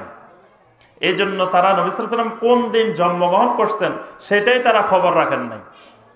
আচ্ছা, নবী সাল্লাল্লাহু আলাইহি সাল্লাম জন্মগ্রহণ নিয়ে আমরা 12টা মত দেখলাম। এটা ওই সময় সাহাবীরা ছিলেন না। নবী সাল্লাল্লাহু আলাইহি সাল্লাম ইন্তেকাল করেছেন সাহাবীদের সামনে, সেটাও সাহাবীরা বলতে পারতেন না যে কয় তারিখে মারা গেছেন। নবী সাল্লাল্লাহু আলাইহি সাল্লামের ইন্তেকাল নিয়েও অসংখ্য মত আছে যে কোন মাসের কয় তারিখে নবী সাল্লাল্লাহু আলাইহি সাল্লাম ইন্তেকাল করছেন। প্রসিদ্ধ সাহাবী আব্দুল্লাহ ইবনে মাসউদ রাদিয়াল্লাহু তাআলা তিনি বলছেন নবী সাল্লাল্লাহু আলাইহি সাল্লাম রমজান মাসের 11 তারিখে মারা গেছেন। আব্দুল্লাহ ইবনে মাসউদ রাদিয়াল্লাহু তাআলা বলছেন। তাহলে এতজন সাহাবীর সামনে মারা গেলেন, নবী সাল্লাল্লাহু আলাইহি সাল্লামের স্ত্রীরা ছিলেন, এত সাহাবী ছিলেন যারা নিজেদের জীবনের থেকে নবী সাল্লাল্লাহু আলাইহি সাল্লামকে বেশি মহব্বত করতেন, তারা কেউ মনে রাখেন নাই। কারণ হলো নবী সাল্লাল্লাহু আলাইহি সাল্লামের জন্মবার্ষিকী, মৃত্যুবার্ষিকী পালন করতে হবে, এইটা তাদের চিন্তাধারায় মাথায় কখনো আসে নাই। আরেকটি হলো, আচ্ছা জানলাম এটা 12 রবিউল আউয়াল তারিখে, ঠিক আছে, তাহলে কি সেদিন নবী সাল্লাল্লাহু আলাইহি ওয়াসাল্লামের জন্মদিন পালন করতে হবে? ইসলামে কোনো জন্ম দিবস, মৃত্যু দিবস এগুলো পালন করার কোনো বিধান নাই। এই জন্য নবী সাল্লাল্লাহু আলাইহি ওয়াসাল্লামের যতদিন জীবিত ছিলেন সাহাবীরা কখনো নবী সাল্লাল্লাহু আলাইহি ওয়াসাল্লামের বার্থডে পালন করেন নাই। একটা নজিরও নাই যে নবী সাল্লাল্লাহু আলাইহি ওয়াসাল্লামের আজকে জন্মদিন পালন করা হয়েছে, সাহাবীরা নবী সাল্লাল্লাহু আলাইহি ওয়াসাল্লামের জন্মদিন পালন করছেন।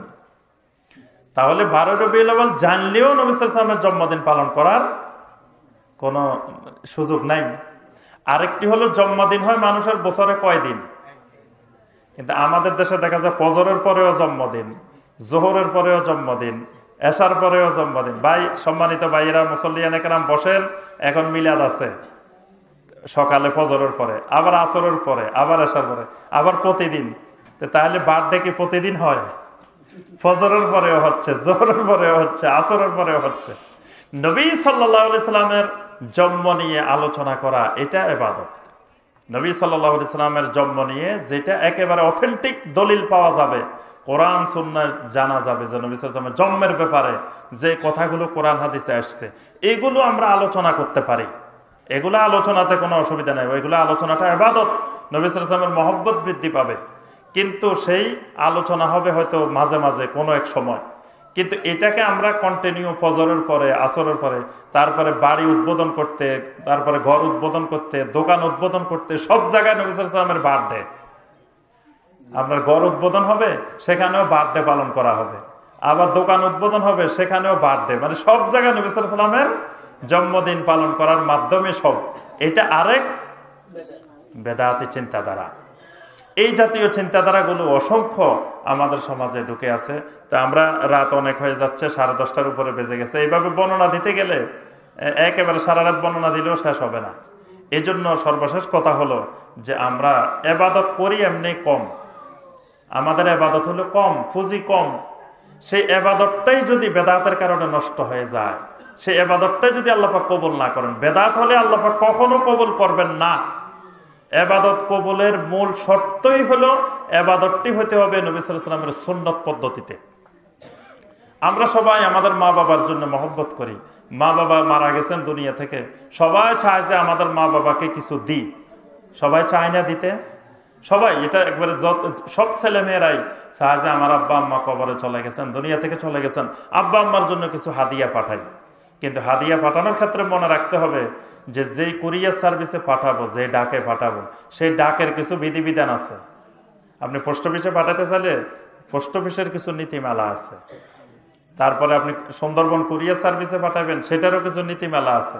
তা আমরা আছি এক জগতে, এক দুনিয়ায়, তারা আছেন আরেকটা জগতে।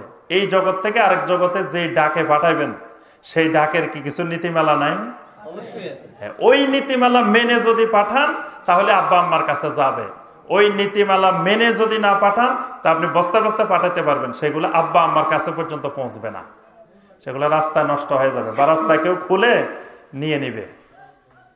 আপনি যদি কুরিয়ার সার্ভিসে 1 লক্ষ টাকা প্যাকেট একটা ভরে সিটির মতো পাঠাই দেন, তো এটা কি উনি পাবে? পাওয়ার সম্ভাবনা কম, কারণ এটা তো রাস্তায় চলে যাবে। আর ওইটা পাঠানো কুরিয়ার সার্ভিসের আইনের পরিপন্থী।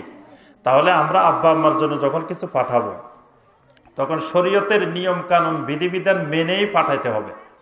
এজন্য ওলামায়ে কেরামদেরকে জেনে নিতে হবে যে আমি কি পাঠাইলে আমার আব্বা আম্মা পাবেন, কি পাঠাইলে পাবেন না, এগুলো জেনে শুনেই আমাদেরকে পাঠানো দরকার।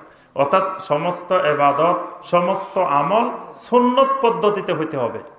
সুন্নত পদ্ধতি থেকে বাড়তি অতিরিক্ত বেদাত, অতিরিক্ত যেটাই করা হচ্ছে সেটাই বেদাত। আর এই বেদাতি পদ্ধতিতে কোনো ইবাদত করলে সেই ইবাদত আল্লাহ পাক কবুল করেন না।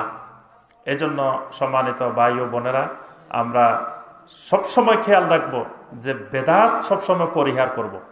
আবার কেউ কেউ মনে করি যে এই বেদাত যদি পরিহার না করি বা বেদাত যদি আমি ছেড়ে দিই, আমার হয়তো রিজিকের সমস্যা হতে পারে, যে আমার যদি চাকরিটা চলে যায়, আমার যদি এই অবলম্বনটা চলে যায়, অথবা আমার ইনকামের মূল মাধ্যমে হলো বেদাত, এগুলো যদি আমি ছেড়ে দিই তাহলে তো আমার ইনকাম কমে যেতে পারে।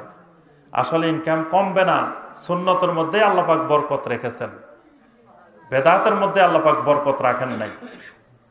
একজনে আপনার প্রতি মাসে 10,000 টাকা ইনকাম করে, কিন্তু তার পরিবারে কোনো রোগ ব্যাধি হয় না, অসুখ হয় না, কিছু হয় না, সুন্দরভাবে জীবনযাপন করলো, মাস কাটলো। আরেকজন 1 লক্ষ টাকা ইনকাম করলো, কিন্তু পরিবারের একজনের একটা অসুখ হয়ে সে 2 লাখ টাকা চলে গেল। তাহলে 10,000 টাকা ইনকাম করা ভালো না 1 লাখ টাকা ইনকাম করা ভালো? অর্থাৎ আল্লাহ পাক যদি বরকত দেন তাহলে ওই 10,000 টাকা 1 লক্ষ টাকার থেকে বেশি বরকত। এটাই হলো সুন্নত আর বেদাতের পার্থক্য। সুন্নতের মাধ্যমে সুন্নতের উপরে থেকে অল্প যদি উপার্জনও করি, আল্লাহ পাক এর মধ্যে বরকত দিবেন। কিন্তু বেদাতের উপরে থাকলে অনেক ইনকাম করতে পারবো, টাকা পয়সা রুজি করতে পারবো। আমরাও যদি বেদাতি পদ্ধতিতে ইচ্ছা করি, টাকা পয়সা রুজি করার অনেক পন্থা আছে। দরবার একটা বানায় বসলেই টাকার আর অভাব নাই এই দেশে। আপনার বেদাতি পদ্ধতিতে, শিরকি পদ্ধতিতে টাকা রুজি করার হাজারো পন্থা আছে, কিন্তু এই টাকা উপার্জন করে এটার মধ্যে কোনো বরকত থাকবে না। আর রিজিকের দায়িত্ব আল্লাহর। ওয়ামা মিন দাব্বাতিন ফিল আরদি ইল্লা আলাল্লাহি রিজকুহা। যে আল্লাহ আমাকে আপনাকে তৈরি করেছেন, তিনি রিজিকের দায়িত্ব নিয়েছেন। এই জন্য রিজিকের ব্যাপারে তাওয়াক্কুল করতে হবে আল্লাহর উপরে, কিন্তু আল্লাহর উপরে তাওয়াক্কুল করে আমাদেরকে বেদাত পরিহার করতে হবে। এবং এই ক্ষেত্রে বিশেষ করে ওলামায়ে কেরামদেরকে বিশেষ ভূমিকা রাখতে হবে। যদিও সমাজে এই বেদাত বোঝানো অনেক কষ্টকর, সাধারণ মানুষদেরকে বেদাত বোঝানো এটা অনেক জটিল। এবং বেদাতের আলোচনা যিনি করবেন, যেই আলেম করবেন, সেই আলেম পরের মাহফিলে আর দাওয়াতও পাবেন না। যিনি একবার বেদাতের ওয়াজ করে যাবেন, ওই হুজুরকে আর পরের মাহফিলে আর কেউ দাওয়াত দিবে না। সুতরাং এই বেদাত বোঝাতে গিয়ে অনেক বাধা বিপত্তির সম্মুখীন হতে হবে। কারণ বেদাত বোঝানো এত সহজ বিষয় না। যেগুলো অনেক বছর ধরে শক্ত হয়ে সমাজে প্রতিষ্ঠিত হয়ে গেছে, সেইগুলোকে যখন আপনি বলবেন যে এগুলো বেদাত, তো অনেকগুলো প্রশ্ন আসবে। একটা হবে যে এতদিন পর্যন্ত আমাদের বাপদাদারা করছে কি ভুল করছে? এক এক হুজুর দেখছি যে গ্লাসের মধ্যে ফু দিলে গ্লাস ফাটে গেছে, সেই হুজুরেরা এগুলা করে গেছে। আর এখন নতুন নতুন হুজুর বাইরেছে, নতুন নতুন বলে যে এগুলো বেদাত, এগুলো করা যাবে না। তারপরে কেউ কেউ বলে যে এগুলো যদি বেদাত হইতো ওইসব হুজুরেরা বলেন নাই কেন। তারপরে আবার কেউ কেউ বলে যে এগুলো যে করা যাবে না, কোথায় পাইছেন এটা দেখা। একদিন একজন আমাকে ধরছে, এটা যে করা যাবে না এটা কই পাইছেন? তা আমি বললাম যে আপনাকে আগে কিছু ইসলাম বোঝার জন্য কিছু মৌলিক নীতিমালা জানতে হবে। কোনটার দলিল কে দেখাবে এটা জানতে হবে। যে আপনি যদি বলেন যে ভাত খাওয়া হালাল, এটা কোথায় আছে দেখাইতে হবে। তো পৃথিবীর কোনো আলেম দেখাইতে পারবো কোরআনে হাদিসে কিতাবে যে ভাত খাওয়া হালাল লেখা আছে? তো তাহলে এটা হালাল হইলো কেমনে? এটা হালাল হলো যে হারাম হলো অল্প কয়েকটা হারাম, খাবারের ক্ষেত্রে অল্প কয়েকটা হারাম। আল্লাহ পাক সেই অল্প কয়টা হারাম বলে দিছেন। এর বাহিরে দুনিয়ার যত খাবার আছে সব হালাল। ওই অল্প কয়টা বাদ দিলে, ওই 5-10টা বাদ দিলে বাকি দুনিয়ার যা খাবার আছে সব হালাল।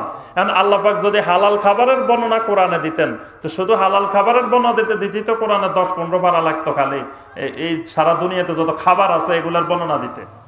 তা আল্লাহ সুবহানাহু ওয়া তাআলা সবগুলোর বর্ণনা না দিয়ে শুধু হারামগুলো বলে দিচ্ছেন। বাস হারামগুলোর বাহিরে যা আছে সব হালাল। আর ইবাদতের ক্ষেত্রে নীতিমালা হলো, ইবাদত করতে হলে এটা যে ইবাদত, যিনি বলবেন যে এটা ইবাদত তিনি দলিল দেখাবেন। যিনি বলবেন যে এটা ইবাদত না, এটা বেদাত, ওনার দলিল দেখানো লাগবে না। যিনি বলবেন যে না এটা সুন্নত, এটা নবী সাল্লাল্লাহু আলাইহি ওয়াসাল্লাম করছেন, উনি দলিল দেখাবেন। উনি স্পষ্ট দলিল দেখাবেন যে কোরআনে এটা আছে, আল্লাহ পাক বলছেন এইভাবে, রাসূল বলছেন এইভাবে, উনি দলিল দেখাবেন। যিনি বলবেন যে না এটা কোরআন হাদিসে নাই, এটা নবী সাল্লাল্লাহু আলাইহি ওয়াসাল্লাম করেন নাই, তিনি দলিল দেখাবেন না। তাহলে এটা যে করা যাবে না, উনি দলিল দেখাবে না। যিনি বলবেন যে এই ইবাদত করা যাবে, উনি দলিল দেখাবেন। এরকম দেখবেন যে হাজারো প্রশ্নের সম্মুখীন যখন আপনি বেদাত নিয়ে কথা বলবেন, অসংখ্য প্রশ্ন আপনার সামনে, আমাদের সামনে আসতেই থাকবে। আল্লাহ পাক আমাদের সবাইকে সুন্নতের উপরে ইস্তেকামত থাকার তৌফিক দান করুন। আল্লাহ পাক আমাদের সবাইকে বেদাত থেকে দূরীভূত হওয়ার, বেদাত পরিহার করার আল্লাহ পাক আমাদেরকে তৌফিক দান করুন। আমাদেরকে আবারও সেই আজ থেকে 1400 বছর আগে সাহাবায়ে কেরামের যুগে আমাদেরকে আবার ফিরিয়ে যাওয়ার তৌফিক দান করুন। যেদিন আয়াত নাজিল হয়েছে আল ইয়াউমা আকমালতু লাকুম দীনাকুম, সেই আকমালতু লাকুম দীনাকুমের দিনে আমাদেরকে ফিরে যাওয়ার তৌফিক দান করুন। আল্লাহ পাক আমাদেরকে এই মাহফিলকে আল্লাহ কবুল ও মঞ্জুর করুন। আল্লাহ পাক এই মাহফিলে আমরা যারা উপস্থিত হয়েছি, যারা শুনেছি, আল্লাহ পাক সবাইকে আমল করার তৌফিক দান করুন। আল্লাহ পাক অনেকেই আমাদের মধ্যে অসুস্থ আছেন, সবাইকে আল্লাহ পাক সুস্থতা দান করুন। আল্লাহ পাক এই মাদ্রাসাকে, যেই মাদ্রাসার উদ্যোগে আজকের এই মাহফিল হলো, আয়েশা রাদিয়াল্লাহু তাআলা আনহা নুরানি মাদ্রাসা, এই মাদ্রাসাকে আল্লাহ পাক কবুল ও মঞ্জুর করে নিন। আমাদের সম্মানিত বড় ভাই মুফতি আলিমুল্লাহ হাফেজাহুল্লাহ, তাকে আল্লাহ পাক কবুল ও মঞ্জুর করুন। আল্লাহ পাক তাকে হায়াত ও তাইয়্যিবা দান করুন। আমিন ইয়া রাব্বাল আলামিন। ওয়াসসালামু আলাইকুম ওয়া রাহমাতুল্লাহি ওয়া বারাকাতুহু।